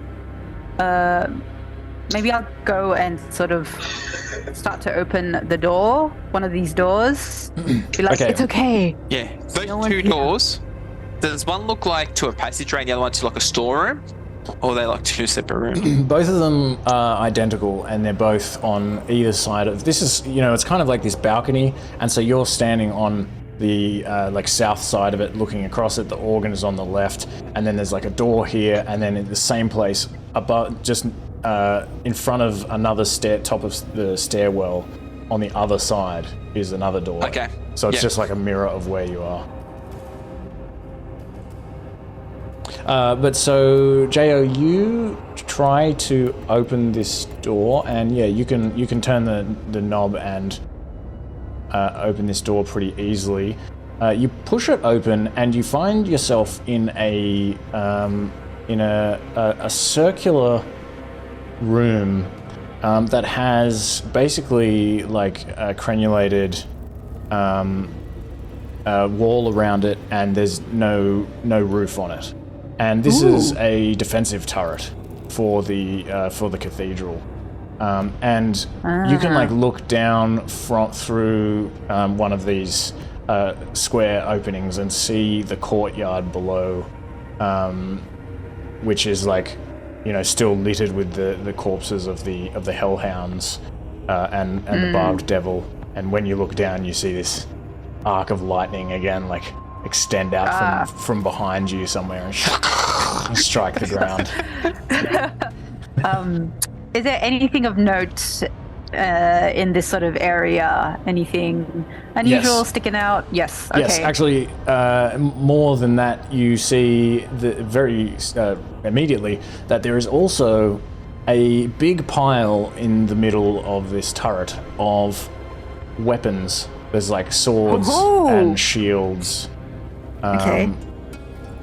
all piled up in the middle of the room. And Rhea says, "These look like Hell Rider weapons." Ooh. Yeah, I'll be like, Kensei, you hit the jackpot here. And Ethel, there may be a scimitar. Except I say this very, very quietly. There's also a door that, if you kind of come in from the west, then as you come into this area, there's another door directly to your left, and there's what looks like the eaves of a of some kind of like tiled roof, blue tiled roof that is kind of narrow and appears to be kind of going further up to the north. So it's like, does that make sense? Yeah. Because so this turret where you're at is kind of this. There's no ceiling here, but then there's a door that looks like maybe it goes into like some kind of hallway that's heading north along the east side of the chapel up here. Okay. Can't we just poke it? Jackpot.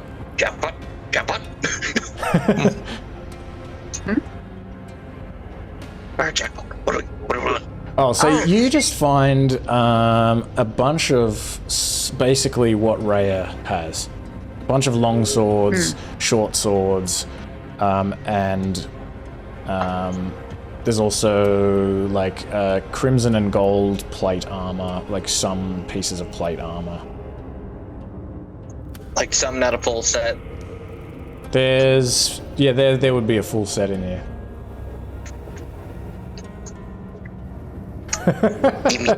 Give me. But plate armor, the thing about plate armor is you generally have to get it made for you. Like it has to it's very hard to find plate armor that fits you perfectly. I mean, if we get out of here, plate armor is expensive in game, so. Yeah, I'll say that you can find probably by sort of rummaging through this pile of. It's mostly just swords and shields, but I'll say that you can find. Probably just it would be like, the top part of some plate armor, and it. I'll say that you can get 3 plate armors, 3 full plate armors. How heavy is plate armor? How do plate armors attach to people? Like, what makes it fit? I just wanna. So you would have to basically have plate armor designed for you specifically, generally speaking. Okay. Is it like straps that strap it together, or does it's like width too? Yeah, like leather straps and stuff. But because it's just plate, it's kind of like, like the breastplate is just like one thing, and like the shoulder blades are kind of, so it would, I mean, if you were lucky, you could find something that would sort of fit you. Because I was just gonna say if we found something that was like relatively close, but like maybe some of his like side pokes out or something, I could at least maybe create some straps. Like take some of the leather straps off the ones that we're not using and make straps so it fits him with the weaver's tools. Well, let me just say, it wasn't really my intention to give anyone plate armor, so maybe that's a little bit. Okay. Basically, it's just. I could try. I will. Let me rephrase it. That you find you find some pieces of armor, and you find like a bunch of swords and shields that look like that Rhea says are Hell Rider swords and shields. I made an error there. My aim was not to give anyone plate armor. My aim was just to say that there's a bunch of Hell Rider gear here. And then kind of, as I was looking at Rhea's sheet, I kind of just saw the plate armor and was like, yeah, there's some plate armor. So let me dial that back a little bit. You find some pieces of plate armor, but you're not able to wear any of it. I'm sorry. I'm sorry.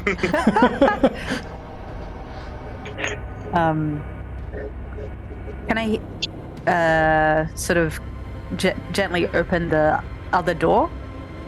Yes, you can open this door to your left, and you find yourself in like a hallway with a roof above you, but this is also crenulated, and you can also look down on the courtyard from the hallway, and it just leads to another door at the other end of the hall, which is approximately the same length as the cathedral where you were down below. And you have a pretty good idea that this just leads to the other turret, which would then goes lead all the way back around. into the Hey guys, do you think we should explore these turrets up here? Maybe. Okay. Yes, I think we should have a look while we're here. Okay. At the very Also, least, you if we can- find something down below, we can have the high ground. Also, you can pretty easily open that door and have a look. It is basically the same scene in there. There's another one of these turrets, and there's a bunch of basic swords and shields, and like heaps of plate armor in there. Well, But all I of was the gonna plate say- armor is like missing like one key piece.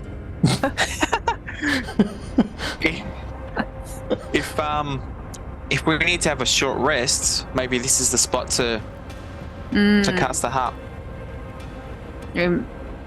The doors lock. There are keyholes in them, but you don't have any keys. Could I lockpick in reverse No. and lock them? Just curious. I don't think it works that way. I don't know, because you can like mess with the gears, right? Yeah, because there's the little pins in there. One second, let me Google lockpick. Yeah, I'm just Google it. curious. Google My it. Google's wondering if It's I gonna be so weird. You Google it. But question: the doors, are they opening inwards? Because Yeah, you open- can lock a door by They picking the open lock. towards the turret, so they open into the turret. room. Yes. So we can jam them open with all these swords. I mean, jam them Jam 'em closed. closed. Like close the door. Yeah. And it says you can lock a door with a lockpick. Ha. Really? Okay, that's good to know. Well, then For yeah, some you reason, when can I try was to do like- that. When I was like 13, I got real weird about lockpicking, so I have a lockpicking kit. And like, to me, this feels like a thing that I could have learned how to do. Just in case if I somehow get into a JRPG world, I am set for rogue. I was really bad at it, so I would be bad. All right. Well, you can certainly do all of these things. So if you want to try to reverse pick the lock, you can do that. Just give me a sleight of hand check, Alina. If we're Although, as Lenari does not have the skills. yeah, so I was just gonna ask if we're doing this to take a short rest. I'm gonna drop. I'm gonna stop. Okay. And then restore my transformation so that I can actually do it. But you won't need to do properly. that if you've already taken a short rest.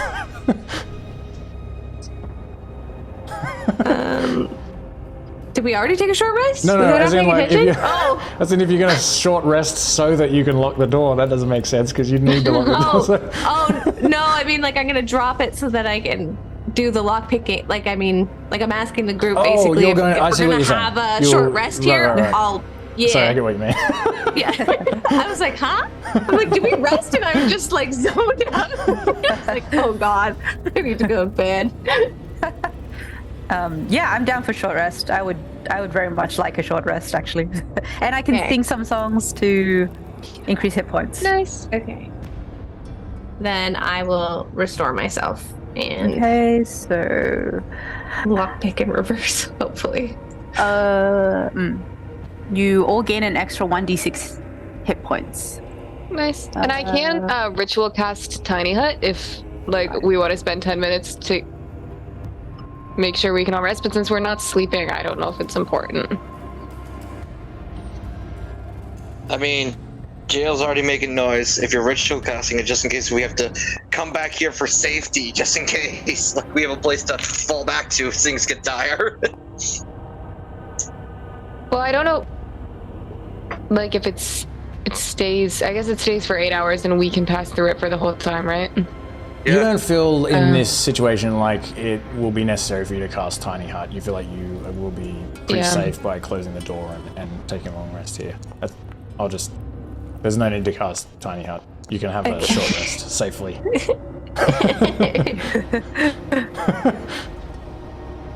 And with that, let's take a 5-minute break. Nice. Oh. Is that 5 the Song of Rest 5? Oh yeah, yeah. Nice. Do we have to roll our own Song of Rest, or is it just? Oh no, I rolled it. It's 5. Oh, okay. Okay, I wasn't Sorry. sure. No, it's good. So, I just rolled it and no, I'll take 5 because I roll like garbage. So Okay, I'll be back in 5. That looks much better. Mike is a lot happier now after that short rest. Whew. Yeah, let's get a bit I dire. have to roll a few dice actually. I'm so good at using all my spells, guys. I have so few left. Yep. Yeah, it's hard playing wizard. Well, it's just like I think I have 1 3rd level spell left, so I'm gonna be doing cantrips. I didn't realize I was that low. I thought I had a few more 1st level spells left. Oops. So, one thing to keep in mind is because with the your 6th level divination wizard is that it only tracks the spell slots used. So if you use the 3rd level spell to cast Mind Spike, you get a 2nd. Oh, I've been keeping track of them. We were not doing well outside in that first one, and I really didn't want Lemore to die. Yeah, I think like in reviewing back on the footage, like you use clairvoyance, try to get some eyesight or something like that, and then we tried to do a couple disguise selves, try to sneak in, and then like, hey, okay, we're back, and they're like, hey, intruders! Oh, there goes that idea. Yeah.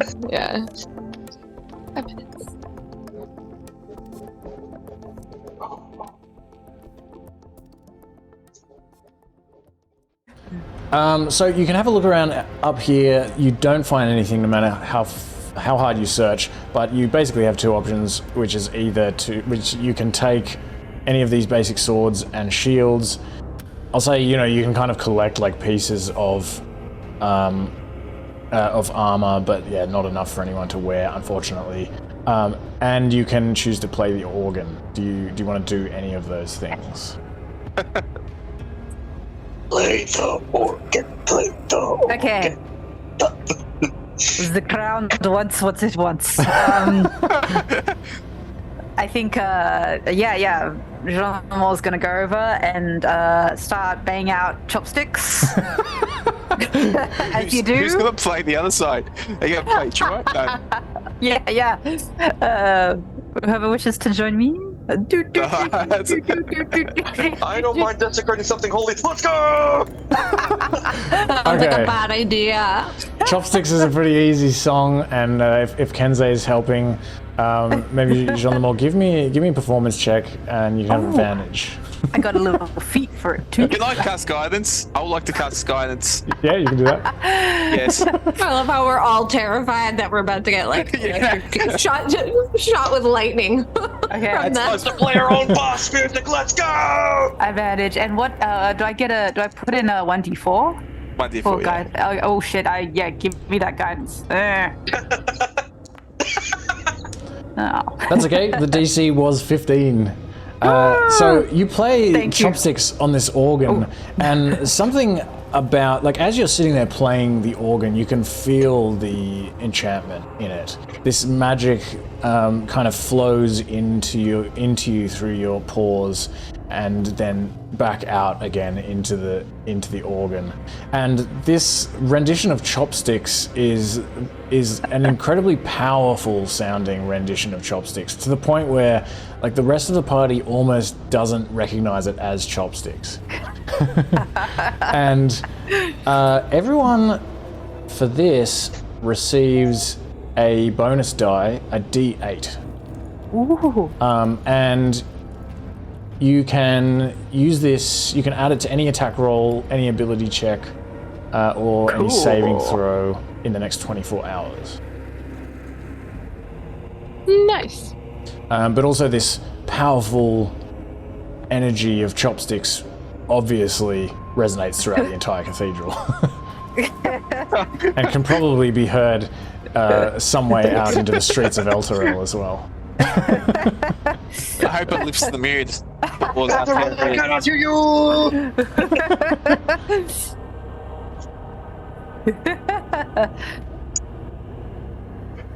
Okay. So with that, you can head back down the stairs, and when you get down here, you encounter some creatures down here. Oh, We've just played the organ. before, can I, as we're going down the stairs, can I cast aid? Yep. That's all right, you can do that.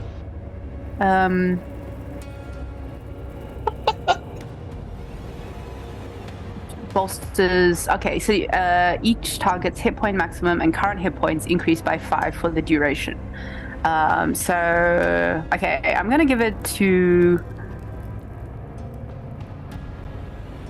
Sorry. Oh, up to 3 creatures. So Mahkah, Ethel, and You should do Alina. someone else. Ethel doesn't get hurt very much. Oh, sorry. Okay, Kensei, Mahkah, and Alina. Were they 10 hit points, did you say? Yep. Yep. Oh, or max. okay, hit points, okay. and then Max. 5? Yeah. Okay. Sorry. Hit point max and current hit points both increase by 5. Oh. Before we go downstairs, Oh, I would like to ask Rhea if I can use the silver short sword, instead of my dagger. She says, "Of course." Okay. Because I feel like I will do more damage with the short sword than just my +1 dagger. I miss the grip of my old sword anyway. It's all yours. Perfect. Okay. Okay. So I'll just give you the silver short sword. Okay. Thank Yeah. you.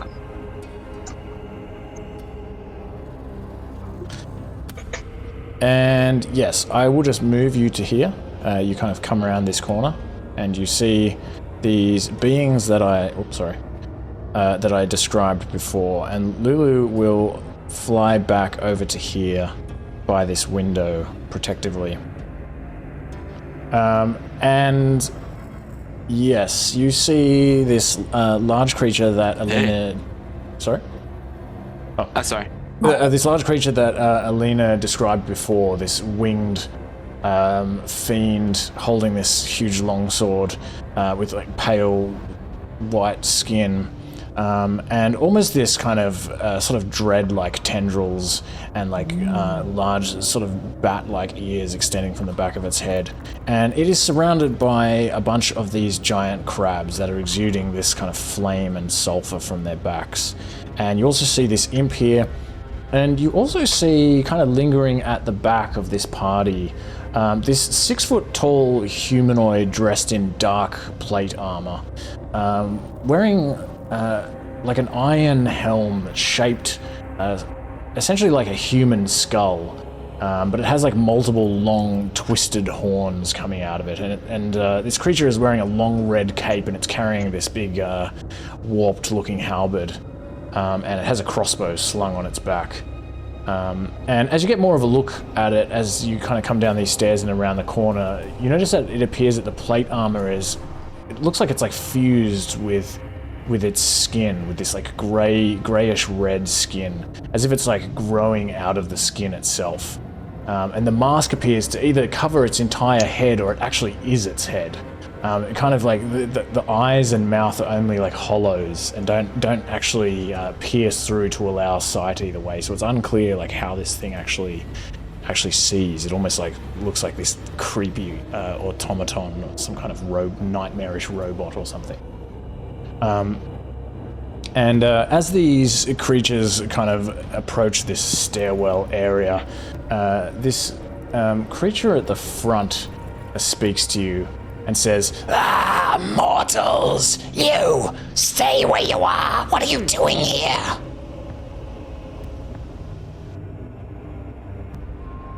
Well, these citizens that you have secreted away in this high hall.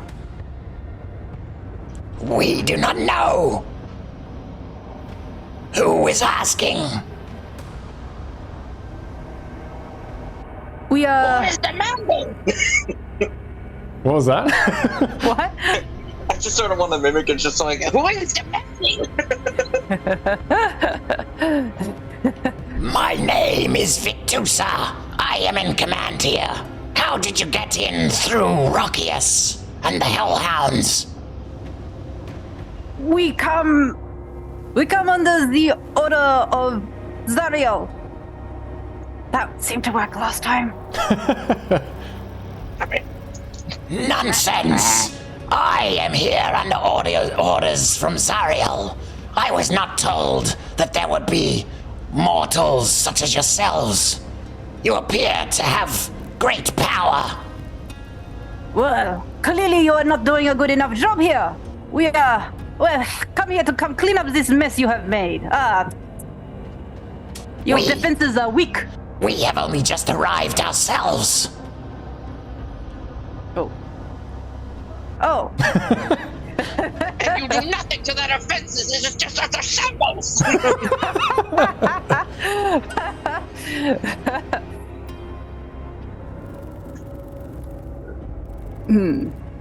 Well, how is it that you have taken so long to get here? Why should we tell you anything?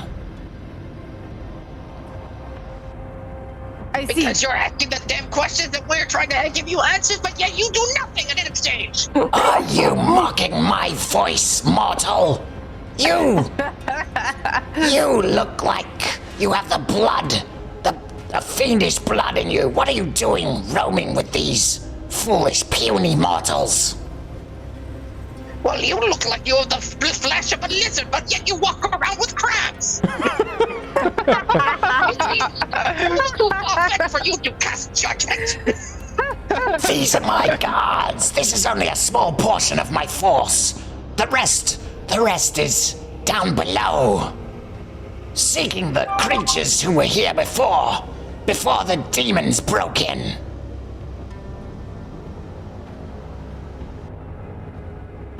What creatures were here before these demons broke in? Mortals, like yourselves.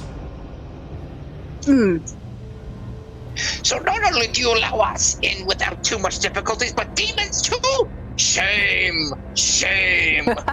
Victuusa turns to this imp and says, This mortal is mocking me. I will not speak to this mortal while it puts on my voice. this imp is like, Victuusa, I don't know what to tell you. Mortals are kind of stupid. You just gotta do, if you want to talk to him, that's just what you gotta deal with. Tell it to go away. Victuusa tells you that you gotta leave this place. Wait. I think there's been a terrible misunderstanding. Clearly, Zariel wants to get rid of both our groups. He sent us here to get rid of you. You would probably get rid of us. I think we should discuss things. Ridiculous! You appear to have no understanding of Zariel's motives at all. Why am I still talking to this group of idiots? Yeah, I don't know, Victuusa. Why don't we just kill them? Because we need their souls, you idiot! Yeah, they could just wander around like those wandering souls. What does it matter? It's true. We could cause them immense pain, and Zariel would still have their souls. Don't cause us immense pain. Yeah, I like that idea. This creature at the back begins like stepping forward. You can hear like its armor / skin kind of clinking on the ground. Clink. Moves over here and kind of turns its head around, like looking at all of you, moving its head between you. Mahkah asks, JR, why don't you ask him where these mortals are that he's trying to clear out? He said they're below us or something? Yeah. Where are these mortals that you speak of? And JR, why are they maybe we can clear them out for him and we'll go and find them. Okay. Okay. Cool. Victuusa kind of steps forward with her sword raised and looks like she's trying to sort of be a bit menacing, like ah, but also like hesitates and steps back a little bit. And they speak to this imp again. And they're like, this is actually, now that I think about it, this would all be an infernal. Well, I'll say that also you can hear this telepathic communication in some of your minds, but otherwise, yeah, this would be infernal. So mostly only Kensei and Alina would be able to communicate. Yes, back to the characters that have no skills in persuasion or deception whatsoever. Let's go! I guess I'll say that seeing as I've only just brought that up now, that maybe Jean Lemore, maybe she has some mastery of common, enough to have interacted with Jean Lemore up to this extent, and the imp as well. But it's kind of broken. And she says to this imp, go and check outside. Tell me what happened to Rockius and the hounds. And the imp like, Yeah. Yes, Victuusa, immediately. and these crab-like things are kind of skittering around. Can Mahkah say to Ethel in Gnomish? Because Mahkah does remember that Ethel knows Gnomish, and Mahkah knows Gnomish. Sweet. I never thought I'd say this. Can you send a message to JL? Say, maybe we can look after the mortals and like do them a favor while we go find them. Yeah, of course. And they can hold tight. Yeah. I'll magically whisper that to Jean Lemore, and then pretend to have a dramatic discussion just as these two are doing with Mahkah, but in Gnomish. So it also sounds like we have something cool to say. Yeah, I would just say. Just a whisper just filling in just space. like, yeah, just like, I don't know, how are you today, man? Okay, so Jean Lemore's gonna steel himself and go forth and try and be all friendly-like towards Victuusa. Step back, mortal! These things like move forwards immediately, and this like creepy-looking automaton thing like holds its its halberd in your direction. Nothing in my hands. Only the instrument of love. And, It seems like they killed Rockius, Victuusa. Somehow they killed it. And the Hellhounds too. You are indeed powerful. Yes, we have very skilled, and I believe we could help use the skills in to benefit you. Do you not think? Clearly, you have the ear of Zariel, and we would want to be on your good side. We could help you find these mortals and round them up and do these terrible things to them that you do. Perhaps if they'd like to serve you, they'd be willing to sign a contract. Indeed. Sign the contracts that go above and beyond the Creed Resolute that you signed previously, and we will consider the ways in which you might serve us. Okay. And this imp like draws this sort of its hand up, and this paper sort of this parchment materializes before it, and also this like quill appears in its hand, and it sort of flies towards you. Yeah, sign here. Okay. I will sign. But first you show us where these humans are. We do not know where the humans are. These mortals, they were here. They were here before. Demons broke in from the north after a meteor broke down the wall. It seems they killed all of Zariel's forces that were here before. We were sent to take control of the situation. We have found a passageway in that direction. Victuusa like points towards these large curtains to the west. I sent most of my force down there to see if it could find the mortals. We believe the demons may have killed some of them or chased them down there. They made quite a mess. Now sign, and you will become our slaves. But in return, you will have great power, greater even still than you would have as a result of this Creed Resolute that is being challenged by that stupid god Tom. I'm just gonna step forward and just to Jean Lamore and just be like, as your lawyer, I demand to see this contract first. And I'm just gonna start, is it in Infernal? So like... Yeah. Okay, so I absolutely cannot read it, but I'm definitely going to pretend that I can read it and start It's annotating in straightforward. places. I wouldn't worry about it. It just says here that, you give away a couple of things, you get a bunch of things. He's speaking in like broken common. He can speak in common. Okay. I'll just look up. I love the fact that Nya is broken common. Actually, he can speak common. Like he would be used to interacting with mortals more than Victuusa. As Ethel. I was gonna say, is this the same contract that I read through earlier when I shook one upside down? Was that the contract that somebody was trying to get that guy to sign? Yeah, there was a contract that there was an imp trying to get I think a halfling to sign. Right. So you can look at this contract. As you look at it, it kind of folds down into this long page, and it has parts of it that fold out as well, and it's extremely complicated. There's passages that say refer to section B17, and then that passage says take this into account only when considering passage 17C, etc.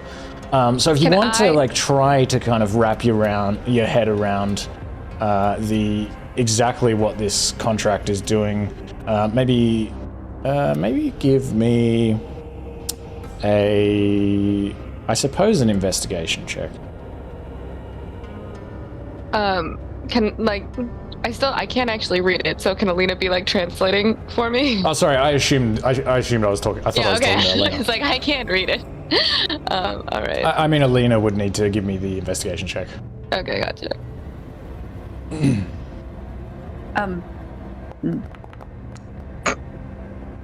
You find this thing to just be overwhelmingly confusing.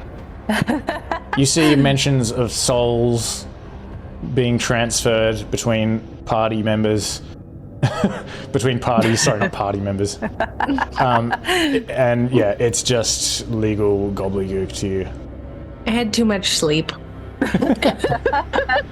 I'll say I'm not that fully you, awake yet. you do see a passage in here that says something about superseding the Creed Resolute. Oh. I remember that, like, if you find a loophole in the contract, they'll be like, "Oh, you're so smart." Like they'll let you like get away. Yeah, if you like actually outsmart them in their contract dealings, they uphold those when they come up. Yeah. I do not have time to stand here while you discuss these matters. Either sign or go away.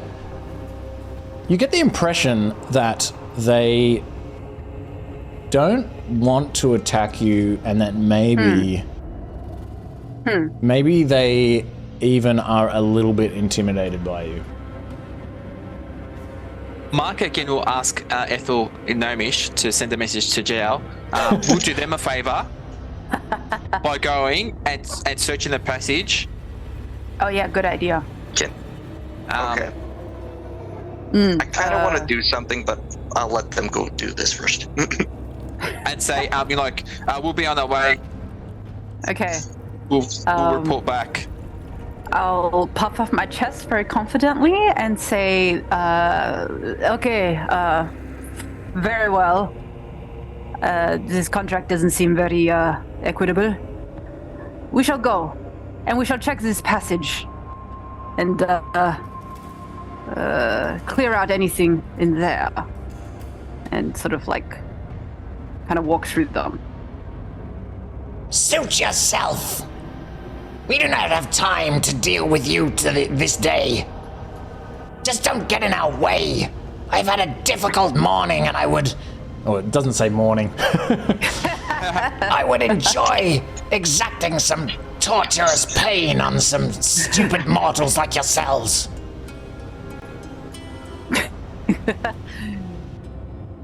She scolds the imp.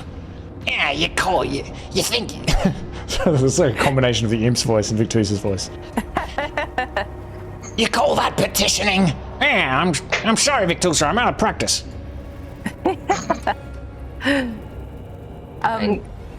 Go ahead.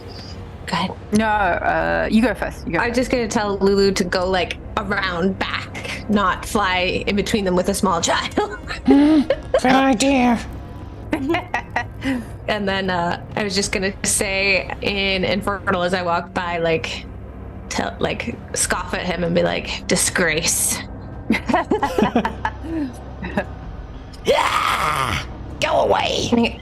And I'm gonna head him back. You will all go into the river Styx anyway. You are all Zariel's puppets and you do not even know it. Wait, you're Zariel's puppet too. Zariel is my queen. I am important to her. I am high up in her service. Silence, anyway, stupid rat. Someone's a simp. A simp. Victuusa, you simp. Ooh. I did not relish fighting those crabs. I'm glad we got out of there without too much fuss. It's really funny to get recognized. What's really funny is I immediately recognized the art from the one plate armored creature from Magic the Gathering. I was like, oh, I hope it's not as strong in the kind of a game as it is on the paper, because we might be fucked. Good work, JL. Yeah. Good luck, team. You can surmise that because they knew that you got past Rockius and the Hellhounds, killed the ghasts or the wandering dead or whatever it was they called them, that they recognized that you have some power, and so they were kind of hesitating. You could kind of gather that. And you see them as you come in here. So this is this giant, it's just a circle on this map, but this is like a giant teak wood gauntlet, and it's like a closed gauntlet. And as you come in here, you also see that there is what appears to be a lever sticking out of the ground. Just like to the south of it, which kind of suggests that maybe this altar has some sort of mechanical function. And as Lulu flies in here with you, she suddenly gasps. She's like, Hey, I think I'm remembering something else. I remember something happening here. Right here. There was a woman with long black hair. She was kneeling before a knight in brilliant crimson and white armor. It was like Rhea's, only grander. No offense, Rhea. And this knight, he was really tall, and he had a great big red beard. And I think he reached down and offered the woman his hand, and she got up and they said something. Oh, I just can't remember.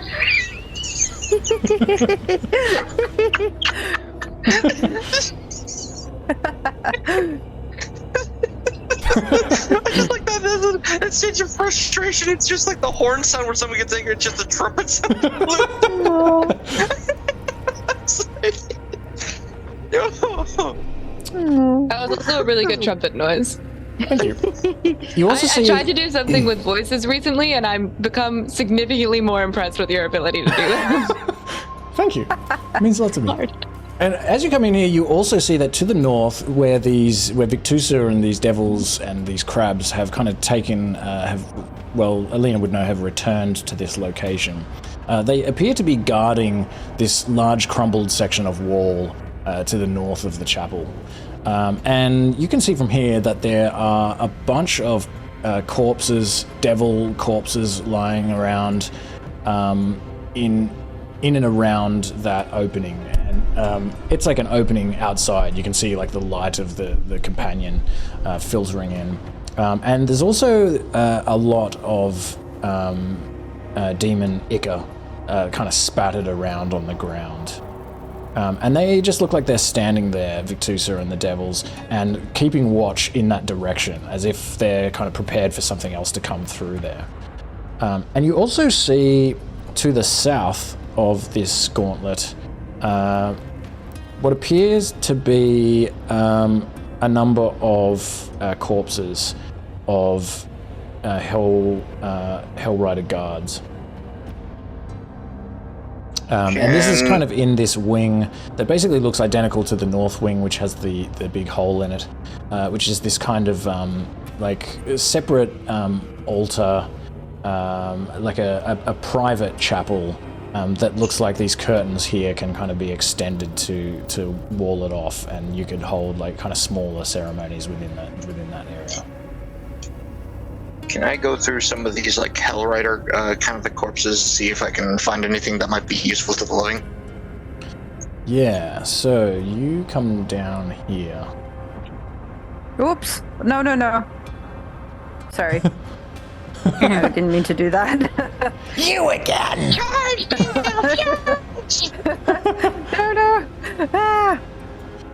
Ah. Okay, so yeah, you see like several remains of what appear to be these guards. They're horribly mutilated, like torn to shreds. Why does Kensei keep moving? Is somebody else moving? No, sorry, I know why. Oh, you had like both of them I think selected. it was linked, and I moved down. Yeah, Sweet. once you moved, yeah. Loot! Why am I going this way? And Lulu kind of remarks as well when she comes down here, like, Demons must have consumed the souls of these ones. That must be why they didn't rise again as ghasts. And give me, Kensei, a perception check as you search through these corpses.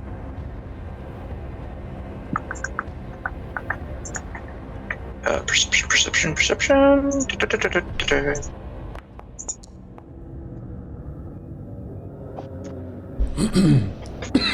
Again, you find no weapons or shields.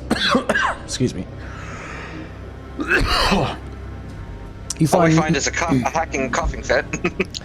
As you're kind of shifting around these bodies, one of them moves and gets up and stands up and kind of backs away towards the wall here.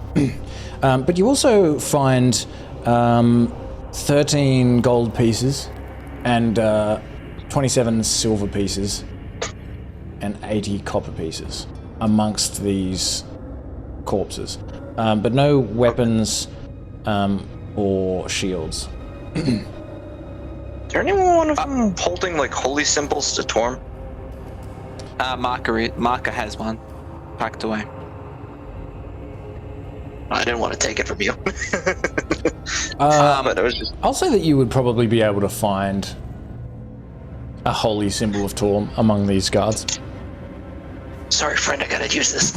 I gotta borrow this. Just like pat him on the shoulder.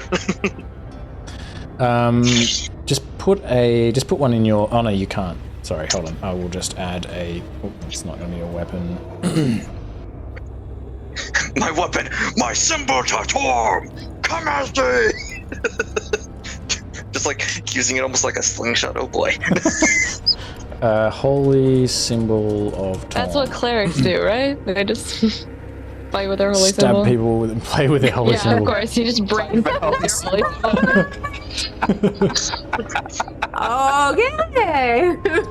Okay. Yes, Ethel. They kind of like play with their holy symbol and wield their sword of justice in the correct fashion. Yep, of course. Okay, this kind of aging-looking, tall gentleman with a bald head and a long grey beard and different coloured tattoos on his face, kind of shaped like spirals and things. And he's wearing long green robes with like a big gold clasp on his shoulder.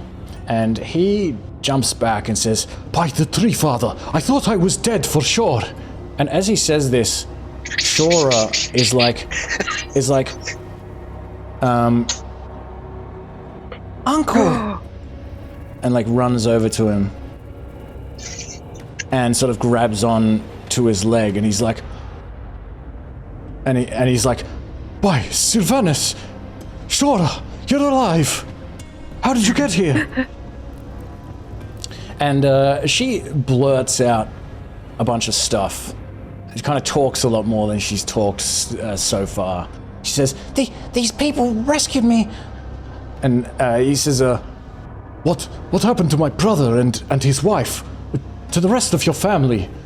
And Shora's like, she kind of like, she looks around. She looks a little bit sheepish. She's like she doesn't want to say this in front of you. And she's like, I didn't want them to know. I didn't want them to think I'm bad. "What happened? Please, tell me." She says, we ran out of food, and Dad was talking about eating Rupert." Seltern is like visibly shocked. "Rupert, my poor crippled nephew." Shora's like, they argued and fought, and Madrick got stabbed with a kitchen knife. They said it made no difference since he was dead anyway, and she begins crying. "It's okay, Shora. They ate him. I didn't want any. I hid in the cupboard and they couldn't find me, but then some monsters broke in and killed them, and they would have found me in the cupboard if the kind elf woman and the turtle and the flying elephant didn't save me." And Seltern looks around at all of you and he says, "This is disturbing indeed, but you have my thanks for bringing my niece here. Who are all of you? Do you mind me asking? What did you do about the fiends that have broken in here?" Kind of like just gesture across the room. He would be talking relatively quietly. Okay, it's like, Although Shora maybe not so much, and he also kind of, shh. Shora, my dear, please keep your voice down. It is dangerous. yeah, we're kind of like playing this loose so far. I'd just say the fiends are scared of our power because we took out their guards at the front door, so they have backed off to the other side of the cathedral on this floor. And they're looking for the mortals. Yeah. So Yes, there were many here. Do you know where they went? They went down below to the catacombs. How do we get to said catacombs? There's an entrance to the west. I was too scared to go down there. I went to have a look, and there is a lot of blood, a terrible. It's horrible. A lot of gore. Ooh. And just Who when I were went these to mortals? investigate, more fiends came in. But I came back here and hid amongst the dead, so as not to be seen. who were these mortals? There were a large number of people that were hoarded in here by the devils. Only perhaps a day ago, although it is hard to tell the time in this place without trees or sunshine. What are they doing with these mortals, do you know? They did not communicate their intentions. They simply brought them in here, took their weapons and armor, stashed them somewhere I do not know. But then, the north chapel was struck by a meteor, and a large force of fiends, even more evil than the first, came in and attacked, and the fiends fought with each other. The force that came in from the north defeated the fiends that brought us in here. They killed many of these guards, while these brave souls defended the rest of the people. Probably 200 of them or so. They fled down through the passage to the west, but after the demons consumed some of these brave guards, they searched through the building, and I believe they found the passage, and they've gone down there after all of the survivors that are down there. As I said, I woke up and began to have a look around after it seemed to me that they had gone, but just as I was doing so, more fiends came in through the north. There were also undead wandering through the halls. I did not know what to do. I could not leave, so I came and hid here. But it seems there are also other parts of the chapel that are still intact. Some of the offices have been destroyed, huge numbers of the offices. But I think I was up there initially when the event took place, and we ended up down in this strange world. I think it is hell. Some of the offices are still intact. I believe that the overseers, the high overseer's offices, is still intact. But it does not seem like he is up there. I tried to take a peek and I could not see any survivors.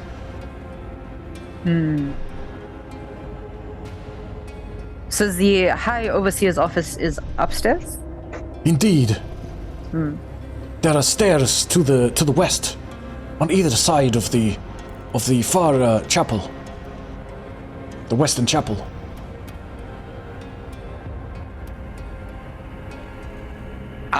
Mark would say, "Oh, you must be thirsty," and gesture to Ethel to come over with a bowl of water for him as well. I love that you're so much more humanitarian than I am with this stick water. I keep forgetting about it. I forget that people need to drink water. He says, thank you. I have been able to do only nothing but survive off the juice of goodberry. I will give him a ration as well. We love good berries. He bows generously. Thank you for this water and these rations. I appreciate it. He drinks very deeply of this water and, of course, eats some of the ration. These mortals in the catacombs, are they looking for refuge, or is there a way out? I do not know. I do not know the catacombs. I am more familiar with the offices. I was not high enough among the high knights to be accepted down in the catacombs. Oh boy, get ready for some spooky shit.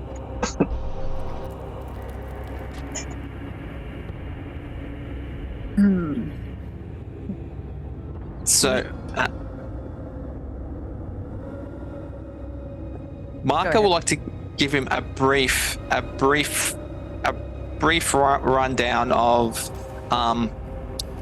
why we're here, to save the people of Elturel, and that Torm sent us.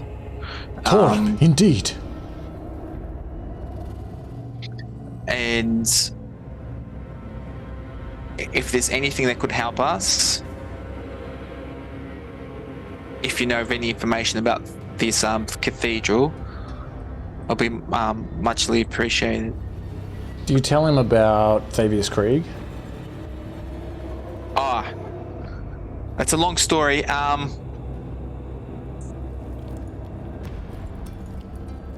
He will. Mark will look to his party. I think Rhea would, or he will actually ask Rhea if you think it's a good idea. Thavius Kreeg kind of fucked us. So you just say that? Yep. Yeah. Indeed. More specifically fucked Elturel. And its people. He does not seem to be here. I tried to check up in his offices. There is much still there. The roof is gone, but all of his books and his desk and everything is still there, but I could not find him. Perhaps he was snatched by a winged beast from the skies. Or executed for his crimes against Elturel by from a Hell Rider in a fit of rage. Beg your pardon? I'm sorry, I did not hear. What?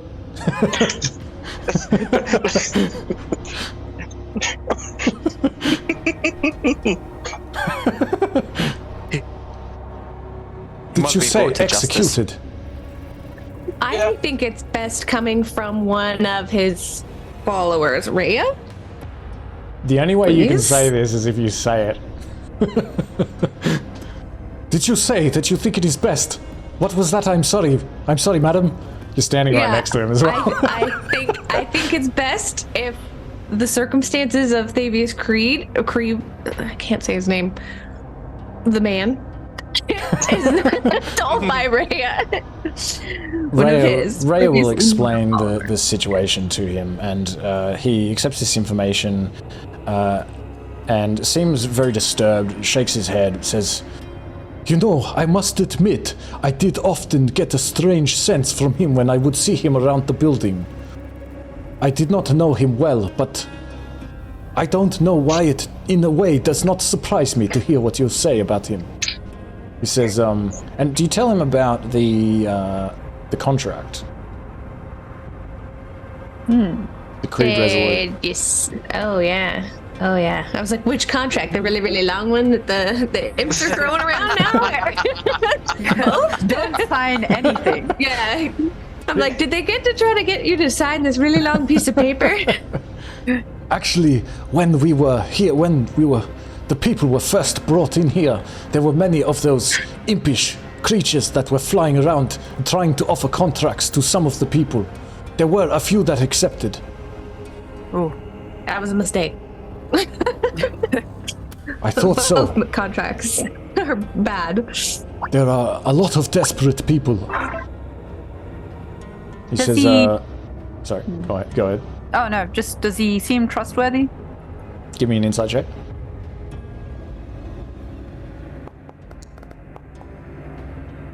You don't detect any reason to Can I help distrust by him. being suspicious? I think. Wait. You can give me an insight check as well if you want, Ethel. Okay. Just because I have this, and I'm going to get a lot of detections off this anyway, but just because we're talking to someone, we've encountered people that had these abilities to become anyone that they want. I'd like to use Divine Sense to see if he's not one of those people. Okay, Ethel, you also don't have any reason to feel suspicious of Seltern, and Kensei, you don't detect. So detect good and evil. Yeah, you think that he radiates an energy that you would associate with goodness, with moral goodness. Nice. I think, yeah. But he's sorry. Oh, sorry. Just tell him about the contract and that. He says, "It seems to me an impossible task that you would seek to find both sides of this contract, to destroy them together. If it is true what you say, and this Sario, this Archduke of Avernus, has the other half, how will you get it from her?" At the very least, prying it from her cold, dead hands. I thought we could ask nicely first. You just flex. I said at the very least. That's like a last option. Well, with confidence like that, perhaps anything is possible. And also, that lever out in the central area of the cathedral, does that open the passageway to the catacombs? No, that is, the passageway is further to the west. The lever opens the gauntleted hand for the purpose of rituals. Oh, very nice. So, I'm Kind impressed. of rituals. It opens for offerings to Torm, or bodies undergoing rituals before internment into the catacombs. oh, so it doesn't send out a wave of holiness that's just going to banish a lot of fiends, right? The man Not- can dream. I must say I am not particularly familiar with I was never allowed to pull the lever. Mahkah, you know what you must do. Take me to the lever. But perhaps if you are seeking a way to learn more about Thavius Kreeg's deal with Silvira, if I understand what you tell me accurately, it might survive in his office. As I said, it seems like there is still some of it left remaining up there, although it is exposed to the skies. Alright, quickly, Okay. ransack the office.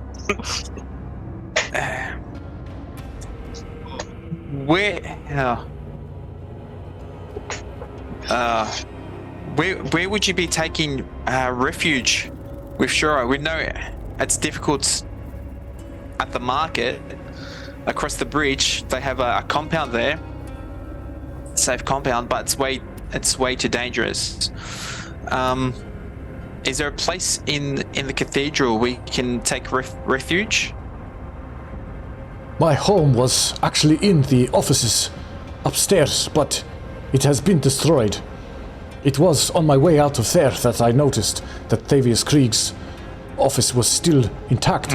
But with that gone, I have nowhere to go.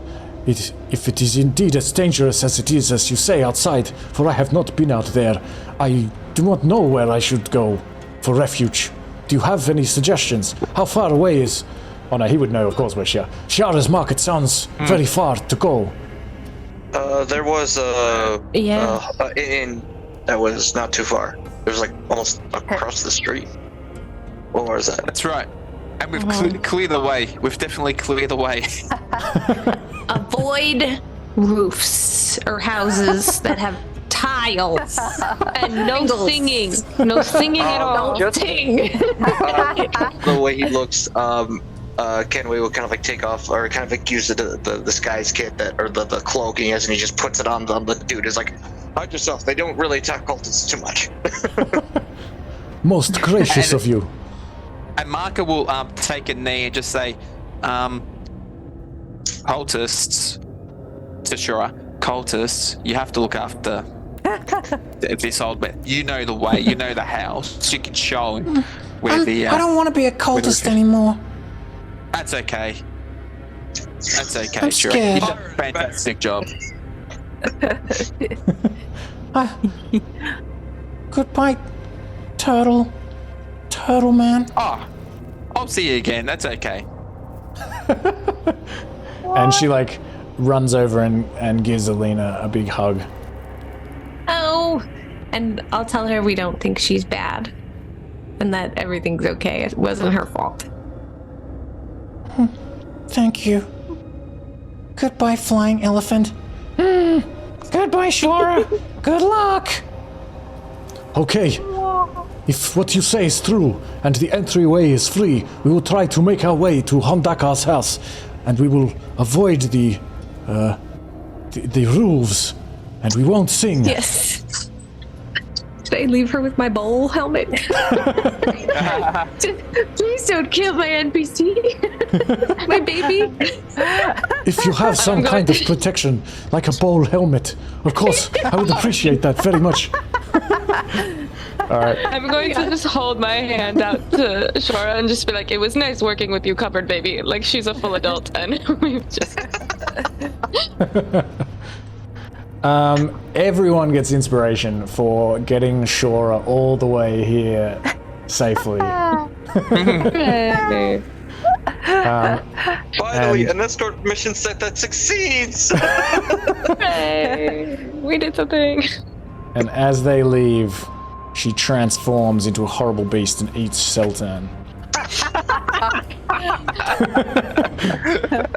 No. And Alina, make sure you burn the handkerchief and the bowl in your inventory.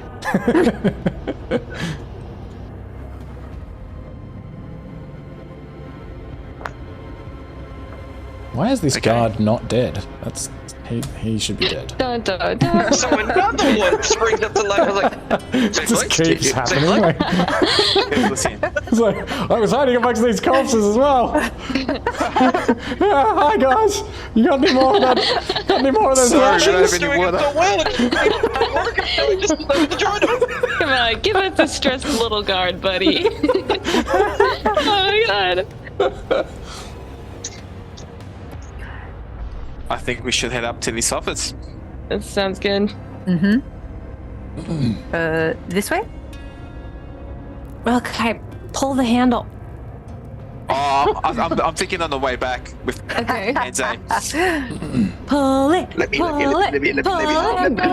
went on top of Mahkah. Ah. Can you, Jean Lemore, can you control Lulu?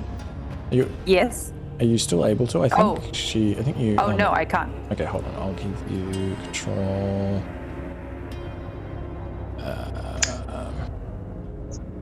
Woo! Oh god.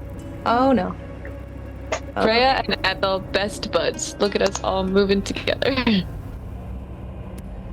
Yeah. I think it's more left, not. Left. Alright. This way. Or is it southwest? Around the corner. Oh yeah. So yeah, as you move through this curtain, Jean Lemore, you see this curtained off area. You can see to the north another one of these private chapels, and Alina as well. You see up there 3 imps that are just kind of hovering around and are they're all facing and keeping an eye on what looks like a stairwell that's leading underneath this altar. And this altar is a mess of blood and guts, and it looks like some kind of horrible, blasphemous ritual has taken place here, perhaps, or just somebody's been consumed and pulled apart by multiple fiends. And it looks like there was, you can even see from where you are that there was maybe some kind of mechanism that would kind of slide open this stone here away from the stairwell, and that it's kind of it's a secret passageway, but it looks like it's just been torn from this mechanism and like thrown a few feet away. And these imps, the closest one sort of turns and sees you and kind of narrows its eyes and just watches you as you pass. And in this area, you see this large set of double ornate wooden doors, and you can push this open, and you see a stairway in here leading up. There's a bunch of like rubble in the stairway, but you can head in there and head up stairs. And when you come up here, you see at the top of the stairs this long hallway that has like a lot of rooms, like a lot of doors lining it. The hall kind of stretches out in a couple of different directions. You can kind of go left, straight, or right. And as you look down the main hall leading directly ahead, it just basically travels like a few feet and then just reaches this just hole in the building where the entire building has just been erased, basically. There's just like rubble everywhere and pieces of wood like sticking out and just big stones everywhere. And a whole part of the ceiling has been, or the roof has been ripped off, and you can see the smoky sky and even the companion above. You can have a look around here. It doesn't take you too long to find another set of very ornate looking double doors.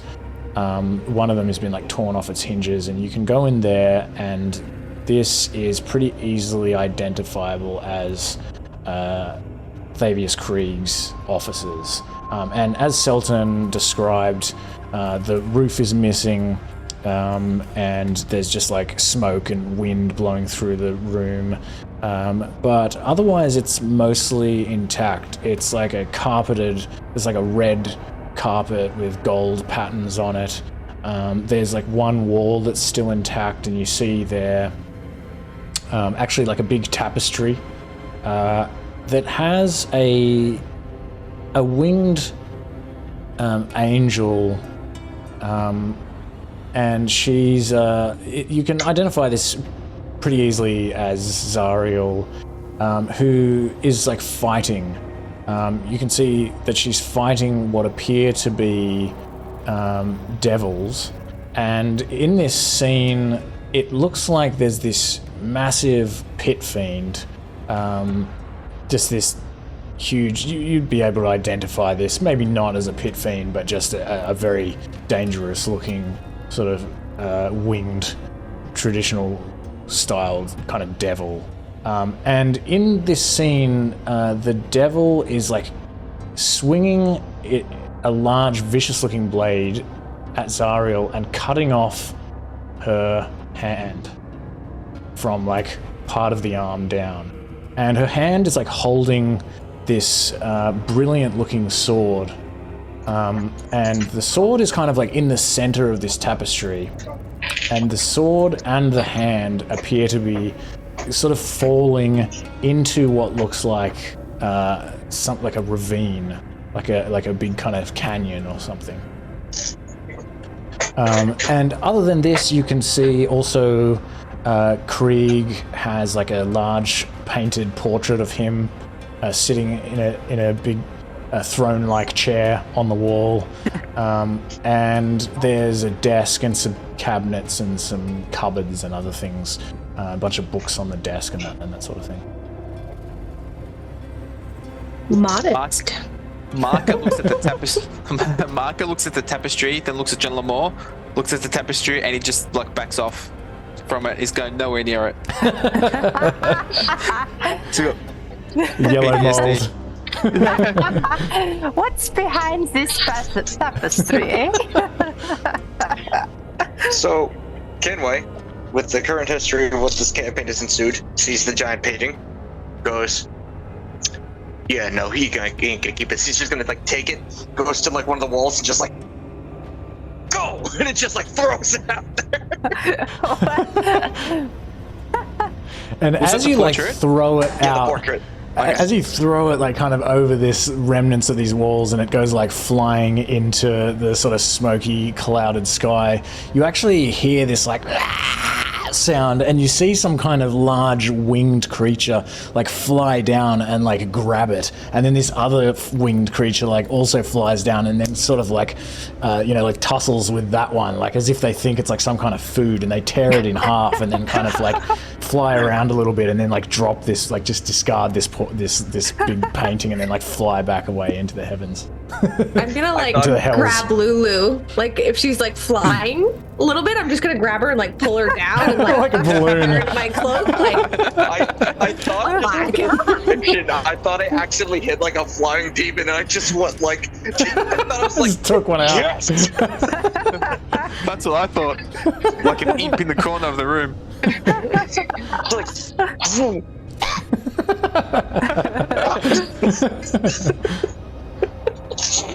Or I threw like just a mimic of this like painting, or that's like something else entirely. And it's just like shit. Yeah. I'm the real Thavius Kreeg. Okay. Is there anything behind the painting? Thavius.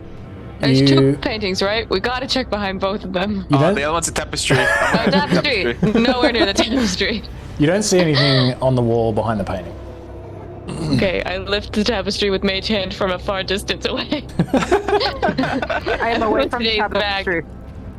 You don't see anything behind the tapestry. There's a little bit of a Okay. yellowish stain there, but you think it's just, a little bit of mildew or something. I don't believe you. Oh, just a little bit of mold. Yeah, just a little little bit must. of yellowish Just a little bit of mold. Not yellow mold, just yellowy mold. Alright, I start tearing through these books. Anything good? Give me a perception check. As Then she's Mahkah- going through. Oh, sorry. Go ahead. Yeah, I was going to say, Mark would like to have a look at the desk in particular for any like hidden levers, like buttons or nooks. Give me a perception check as well. Perception. I'm literally going to do the Guidance. same thing. On myself. You can have advantage as well if Kensei helps. Okay. Yeah. Cool. And was somebody Oh, yeah, else totally. saying something? Sorry, any hidden doors in the walls? You can give me a perception check as well. Unless, depending on how you... if you're just kind of looking around. Unless you have some knowledge of walls and hidden things, then probably a perception check as well. No. Okay. Alright, so... Jean Lemore, you don't find any hidden passages. It's a pretty large room. Like, these look like it's like a large... I don't know how large it would be. Like, the floor is a good like 20 feet, and there's like a door that looks like it once led to 20 feet squared. Sorry, like once led to like another area, but that's just gone now. There's like what looks like a small like ensuite type of like thing, like it's like on the side of the castle, so it's just like one of those toilets that is just basically a wooden top with like a box, and then you would just like shit off the side of the castle, you know what I mean? Dropbox. It's a Dropbox. Yeah. But it is so there's no wall at the back of it, but somehow the toilet is just kind of like still sort of nailed to the edge, and then it's just empty, just a big drop there. It's the views. But otherwise, Jean Lemore, you don't find any secret passages or anything. And Mahkah, you also don't find any levers or buttons or any kind of mechanical secrets around the desk. But Ethel, you find like a bunch of books. There's just like ledgers and various kind of political notes and things like this, and there's biographies and illustrated histories of Tyrell and all this kind of thing. But one book stands out to you in particular.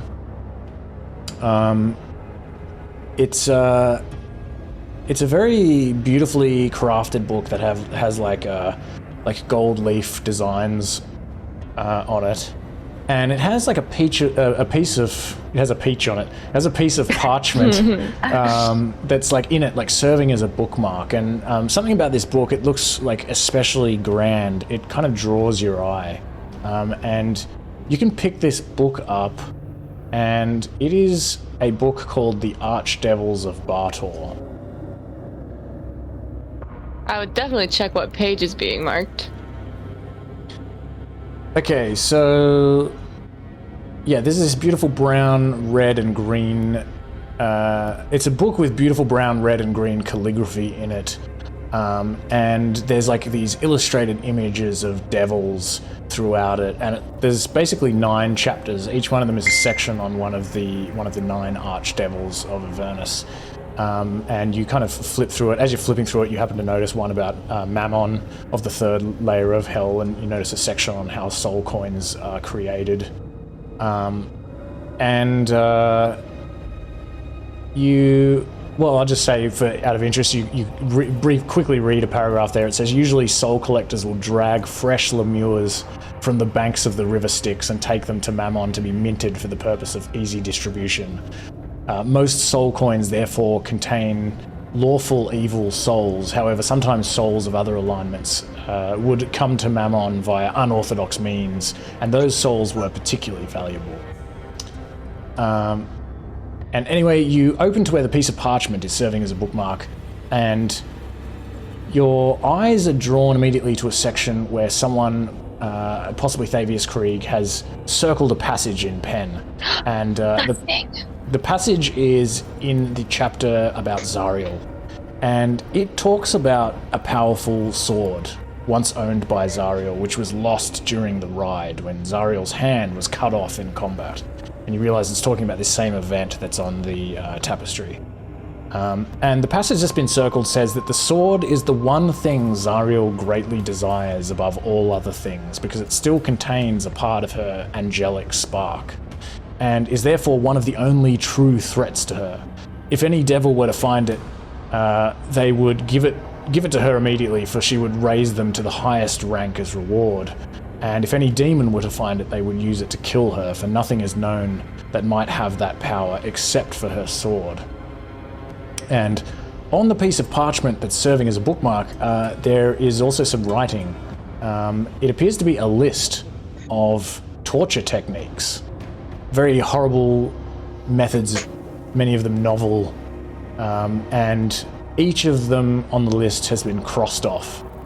And at the bottom of the list is a question scrawled in a hand that almost seems furious. It says, "How to make Janda talk?" ?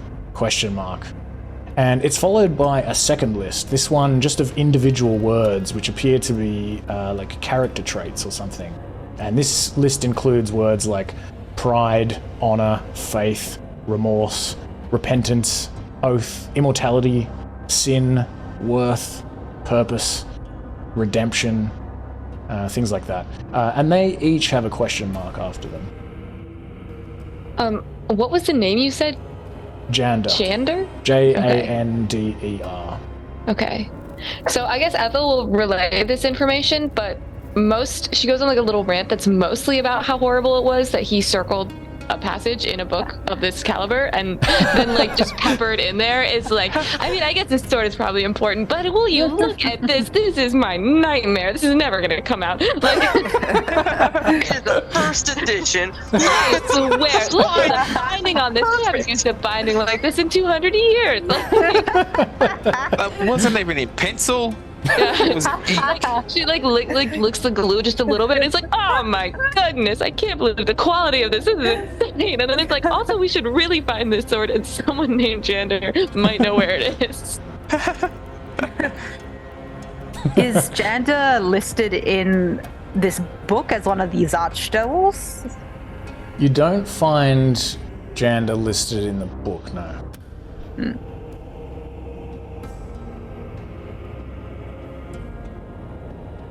Add another name to the list of people we gotta find now. Yep.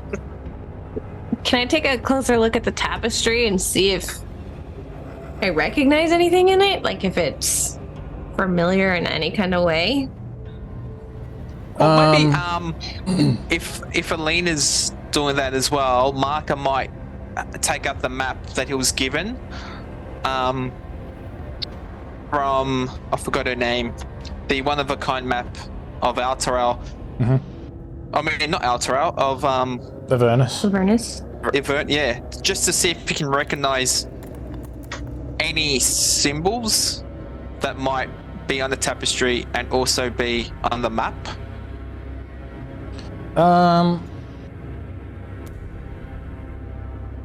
You can have a long look at this map and kind of compare it to the tapestry, and Alina, you also have a good look at this tapestry to see if you can kind of glean anything from it, anything that strikes you as important. But unfortunately, neither of you are able to come up with anything that gives you any particular lead. You can see various crevices and wait, where am I? And canyons and things on the map. You don't have any reason in particular to think that to zoom in on any of those particular canyons. But you may work up some of your own theories about it, of course, when looking at this map. But yeah, neither of you come up with any particular lead. Okay. May I ask Lulu if this tapestry jogs any of her memories? So... I do remember something. I think I do remember. I can remember something like this happening as if I was there, as if I saw it.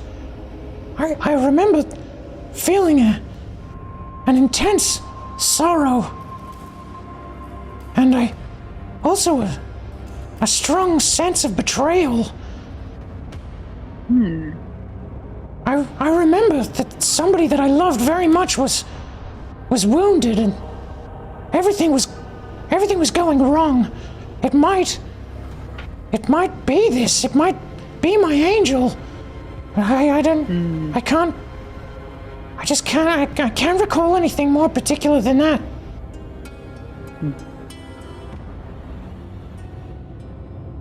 I think...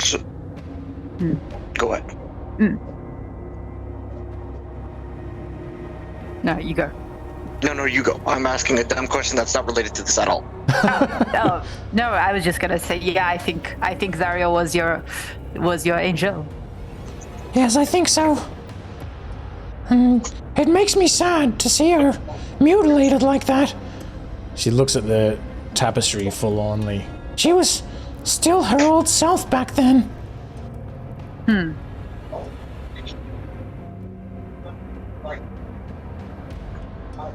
I was just gonna ask, so we checked the drawers to make sure there's no, secret levers or anything, but were there anything else, of interest, pen, scrawled notes that he might have kept, or maybe, I don't know, some book that looks like to have, a screen portrait on it, I don't know, something of just, that screams out something that might be useful, yeah? A trash can we can rifle through, you know? You have a good look everywhere, but you're not able to find anything more, unfortunately. No more cool first editions? There's a variety of books here. Some of them look pretty cool, pretty expensive. Here's a Ethel collects some cool books. Okay. You can pick up a bunch of books on just various different topics. How many books do you collect? Oh, this is a rough question, because I want to say all, and then I remember that I have to carry them all. Interesting. I don't know, how many can I strap to my person? We got the bag of holding too. Don't worry about that. Oh, this is true. You have all your wine in there, I can put books in there. Yeah, you could fit at We can least 100 and roughly 170 more pounds of items into the bag of holding. let's take all they the would be like coolest ones. 3 pounds each. Cool. I'll take 5 of the coolest ones. Okay. We'll keep it limited. I can understand we're in hell. Okay, just add those to your inventory, or are we putting them in the bag of holding, are we? Yeah, you can put them in the bag of holding. Just 5 cool books. Okay. Maybe I'll have a think about what they might be about between sessions.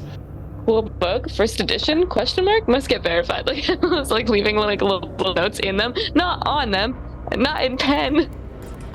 Cool books. Just to lighten up the load because I'm seeing this, do we really need Ezekiel Q's notebook anymore? Or Vamper's ledger? Maybe, we don't know yet. No, I'm just kidding. I don't know. I don't think so. We're in hell already. I don't think we need like the bookkeeping of like a third-rate cultist noblewoman. Wow, brutal. Third rate. Yeah. So if no one minds, I'll just like throw that out and we'll just start feeding the flying birds useless shit. It's funny because I watched that session back not too long ago, and I was cutting off her nose to kill her, and I want to know if Kensei still has her nose because I threw it at you. And I'm hoping it's still in your inventory. It's like hanging off your belt. Damn it. Really disappointed. A little nose such as like that is just going to mean, especially It's massive. I expect if I could stab that thing with my sword, it was a huge nose. Come on. Not only that, but the massive shit that Kenway has been through, that thing might be a shriveled piece of just ash right now. That's true. You've been in a lot of fire. Alright. It's a little have to cooked. cut off another nose. I guess That's the only solution. There. Start Dude. like stealthily hanging them off the back of his armor. If we start talking about heads and that have cool skulls, then we'll talk. Noses. Oh, so weird. Collecting Okay. noses. I would like to say, just for the record, noses, much weirder collector's item than scimitars, alright? One of them is more normal. I secondly agree to this. Rhea also will just briefly reach out to take this book from Ethel and just kind of have a look also at this this bookmark and the passage that's circled. And yeah, she just says, "Very disturbing, but indeed, it could be a possible lead." And hands it back to you. You never knew of someone named Jander? A prisoner or something like that, potentially? Jander. It could be Jander Sunstar. Who was James? Keep going. Wow, crazy. Now elaborate. She says, Jander was a commander of the Hellrider company that returned from Avernus after the ride. He was one of the commanders that went through the portal with Zariel.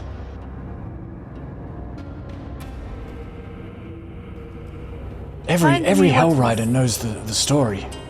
He was a vampire, apparently, once an elf, but he was turned a vampire by the previous High Rider. And he wished to redeem himself. And so he allied with Elturel in the ride. So what is the ride again? Sorry, I forget. Your audio has dropped out, Anna. I couldn't hear that very well. It's just gotten really sorry. quiet. That's alright. Is this any better? Yes. There you go. Oh, okay. Sorry. I think. Did we know about the ride already? Yeah, the ride, Rhea told you the story of the ride. That was basically the march that the Hell Riders made through the portal to Avernus, following Zariel originally. Okay, yep. Basically, yeah, the area in the Fields of the Dead to the north of Elturel was like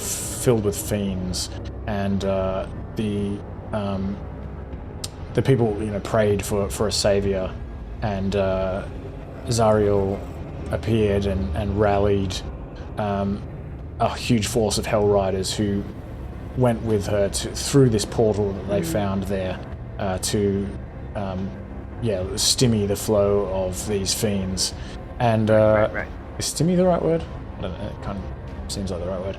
And basically the story goes that they only a small group of Hellriders returned because they were conquered down there, and Zariel was killed down there, which you now know was a story that was falsely propagated, potentially by Thavius Kreeg, or you're not exactly sure why, but obviously, or it was just an incorrect story. But obviously Zariel survived and became the Archduke of Avernus. But yeah, this one company of Hellriders returned, and they were horribly remorseful, and they managed to close the portal behind them to prevent further incursions from fiends. How long ago did this happen?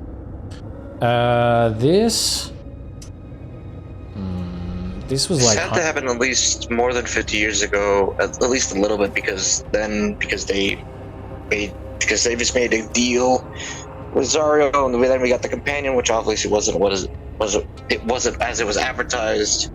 So it was like... So the High Rider was discovered to be a vampire in 1444. And that was maybe 100 years after the ride, something like that. So a couple of 100 years ago. Gotcha. Something like that.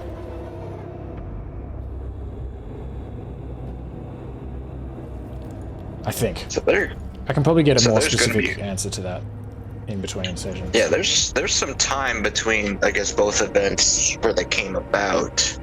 So I guess since this comparison so far that we've seen is that at least a month or so in ours correlates to roughly a week.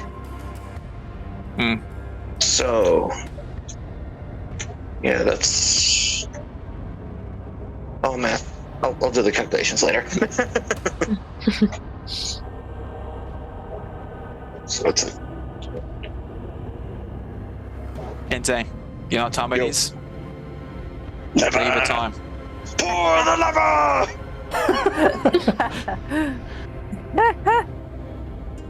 Okay, so you can return back down here into the cathedral. On our way out, I would like to just use the sending stone to just, if it works, I don't remember how long ago we used it, to just inform Silveria that we found some information about Zariel's sword, and if she has any leads on that, that would be great. And I would mention that maybe Jander Sunstar was around at some point for Thavius Kreeg to interrogate, I guess. Seems like that's what's going on. You get a reply very quickly from Silveria saying something like, "That's good work so far. Definitely follow the lead to find the sword. Unfortunately, I do not have any information about its location. But perhaps that... I don't know how many words this is, probably too many. Maybe she says it in a quite a concise way, more concise than what I'm saying. But she says something like, perhaps that is a way to force Zariel's hand." I get the pun. You'll tell us that later. I was like, literally. I didn't even realize I was saying that pun. I like that. I wish I had done that on purpose.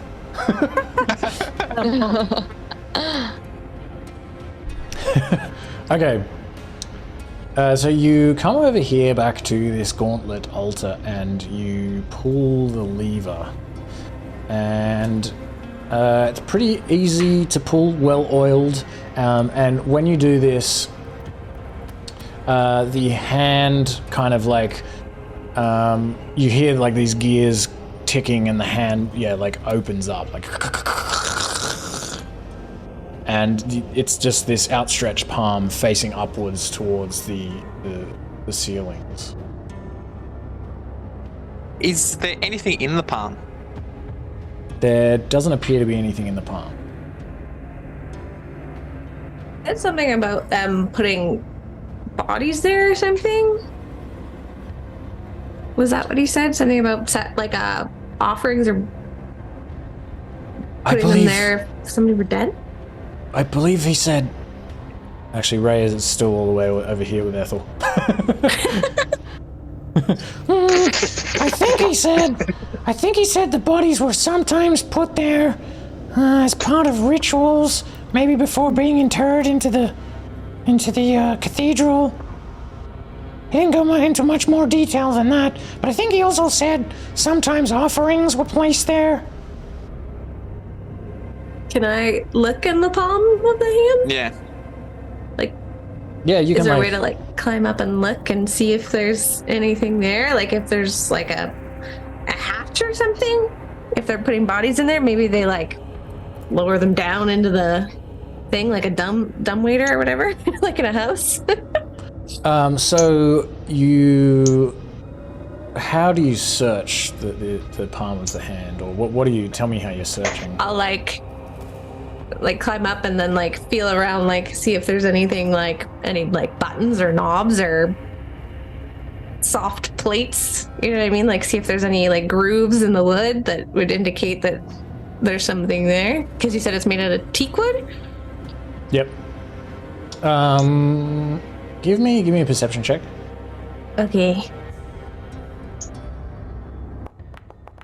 Would Mahkah also know, or maybe Ethel, what a typical offering to Torm would be?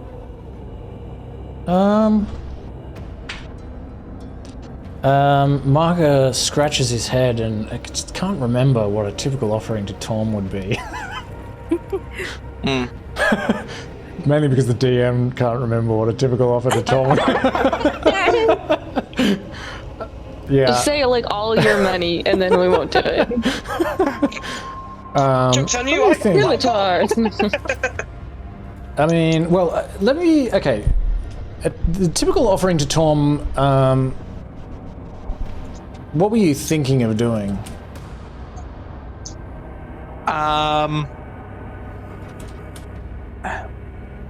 Putting something in there and then closing the lever again. If I have an offering to Torm. Okay, well, before you do that, let me address Alina's search, because you might not feel that that's necessary anymore. Okay. Alina, as you kind of move your hands around the surface of this palm, you find some cracks that look like, indeed, there is potentially a large square panel in the palm of this hand. Oh. I will touch said panel. You can push this panel quite easily, and it sort of pushes downward slightly and then slides open. Okay. It doesn't cut your neck off, it slides. Great. And you get concussed because it bonks your head and you fall you're over. now dead. But everyone else can use this secret passage. And you see a concealed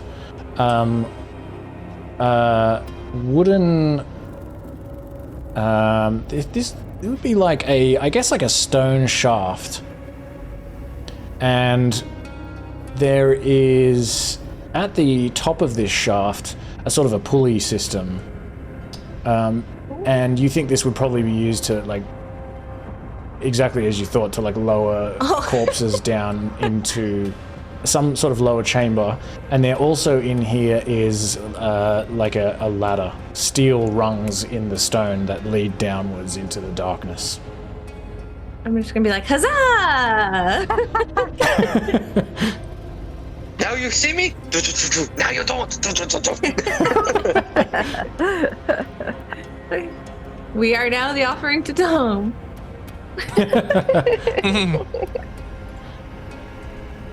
Yeah, I was going to try to work out what an offering might be, something to do with. I mean, the thing is, he's a god of courage and self-sacrifice. So maybe it would be that you are the offering to. That's very funny. You just make us all give up our favorite item or something. It's soul crushing. I We like go down that. and- All right. In order to go. I don't want to give you ideas. And I'm crawling down the tube. So you just crawl down here? I will let them know that there's something here, and I guess I'll start. Maybe I'll tell Kensei he's gotta go first. I'm very unlucky with going first. Let's get stabbed. How far down is this chasm so far? It goes down into darkness, but I guess like most of you can see down there, and it looks like maybe including the height of this palm that it's like maybe like 25 feet down, and you can see with your dark vision the ground at the bottom, but yeah, probably about like 25 feet down. Just sort of gets up there and kind of snugs beside it just before it sends down. We are going grave robbing in a cathedral. Never would have thought of it. And just sits down. Okay, so you head down these stairs, this ladder, and at the bottom of the ladder you find yourself in a small chamber, a small dark chamber, and with your dark vision you can see pretty easily that there's a large stone, what looks like a door, with a handle, like a wooden bar that almost looks like you could just use it to push open this big stone door. Almost looks like, it looks like that. Nothing else in this chamber except for this door? Nothing else in here that you can see. It's just like a small chamber. Actually, maybe in the wall there's kind of like a body-sized, like a platform within the wall where you would put a body, but there's nothing in there at the moment. Recess or something. So all of a sudden he recess. kind of gets down there and he kind of just examines the room, and he just kind of just to fuck with the party just a little bit, he kind of goes like, I'm dying! It's a trap! No, it's all clear, you can come down. Okay. Do you push open this door? I let them know it's fine, and I will, as soon as they start coming down, and I will then go tackle the door. Not literally, just figuratively. Okay, you push open the stone door. It's reasonably hard to push open. It hasn't maybe been used for a little while, but also, yeah, it's just a big, thick, soundproof, but you can push on it and push it open, and it swings open outwards.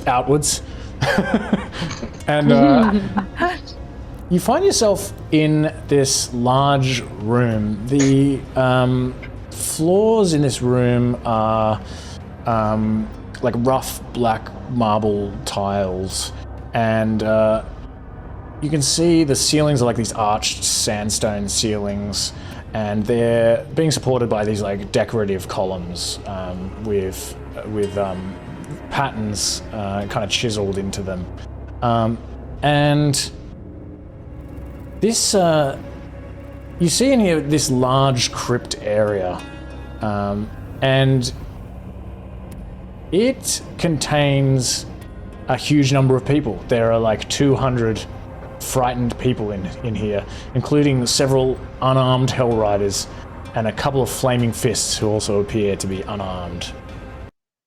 What? So That was not what I expected you to say. Push open, and I go, oh, that is. Hi. Friendly. And I'll just move you to the secret entrance because you found the secret entrance. Yay! Secrets! Secrets are so fun. Is that what I sound like? Oh no. No, that's just me. That's exactly what you sound like. As far as I can tell, that's It's how I feel. that's how I feel. That's actually how I feel Sorry as guys, well. you came through the back door. Sorry. Oh. If I found a for real secret passage somewhere, it would make my entire life. Like, you know? Okay. Yeah, you find like a huge number of people in here, and you emerge from this stone door, and everyone is like moving back into the room, and they look very nervous to see you, and these two individuals that are standing closest to you, they seem quite surprised. Also, as soon as you come in here, you can hear this sort of banging, scraping sound, and what sounds like muffled roars and screams coming from somewhere nearby, but not from within this room.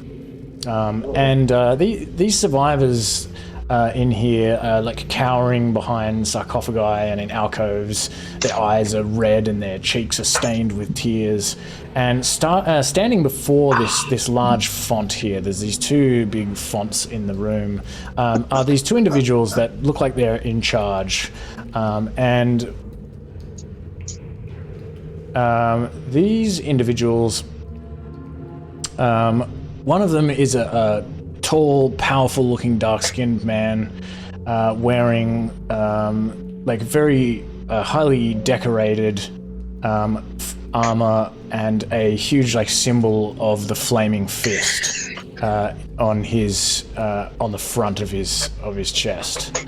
And the woman is a blonde-haired woman, also wearing armor, more like a kind of leathery. Oh no, she's got plate armor on as well, and she is wearing like robes also, like a cassock, not a cassock. What do you call? I always forget what you call clerics' robes, like priest's robes. You know when you play a cleric, you automatically get. I can never, for some reason I always forget what they're called. I don't recall what they were called. I'll remember like as soon as the game ends. And then we'll put it on cleanup. Yeah. And she is also clutching this large leather-bound tome to her chest. And they both take a step back as you enter. And the man says, where did you come from? I came from a palm up in the sky. He looks very confused. I straighten my flaming fist deputy badge. Unless we give this back, in which case I don't do that. How did you come upon that? I don't remember if you gave them back. I think you still have them. If they're in your inventory, you still have them. I still have mine. Okay, sick. One of us can do it. Are you from Baldur's Gate? Technically, kinda. Wait, are you one of the people in charge of there? What was the name? What was the name that got disappeared? Fuck. My name is Ulder Ravengard. We're like, that's him! That's him! We solved it! We did it! That's him! Someone we found can be crossed off the not that way. I was once the Grand Duke in Baldur's Gate, but it does not seem to be the case anymore. I do not think we are even in Tyrell. No, you're in hell. No, yes. It was my suspicion that we were in hell. We are friends. We come to assist. The two of them narrow their eyes at you and do an insight check. Each of them does an insight check. That's fine.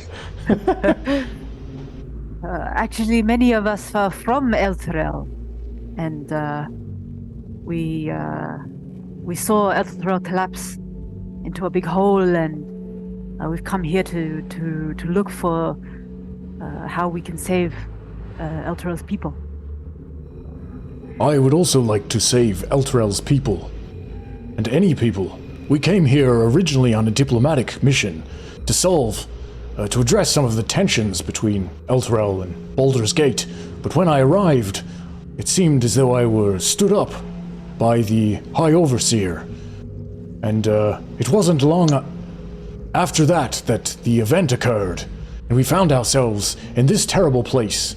The city floating above a terrifying red landscape. Horrible fiends climbing the sides and attacking us from all angles. Welcome to Baldur. Our weapons were taken from us. We were brought in here along with all of these people. We tried to resist. Some of us were killed in the process. But they did not seem to wish to kill us. They brought us in here and took our weapons. And for a time, they just let us huddle around in the cathedral upstairs. And you can hear still this kind of screaming and screeching and banging on the doors. And you notice how nervous everyone is. And horrible neighbors. I'll say actually that you see these Hell Riders and Flaming Fist kind of standing at this door, both to your left and also the one to the south. And they appear to be like bracing the doors. And you can now identify that this kind of thumping, scratching sound is like coming from these large iron doors.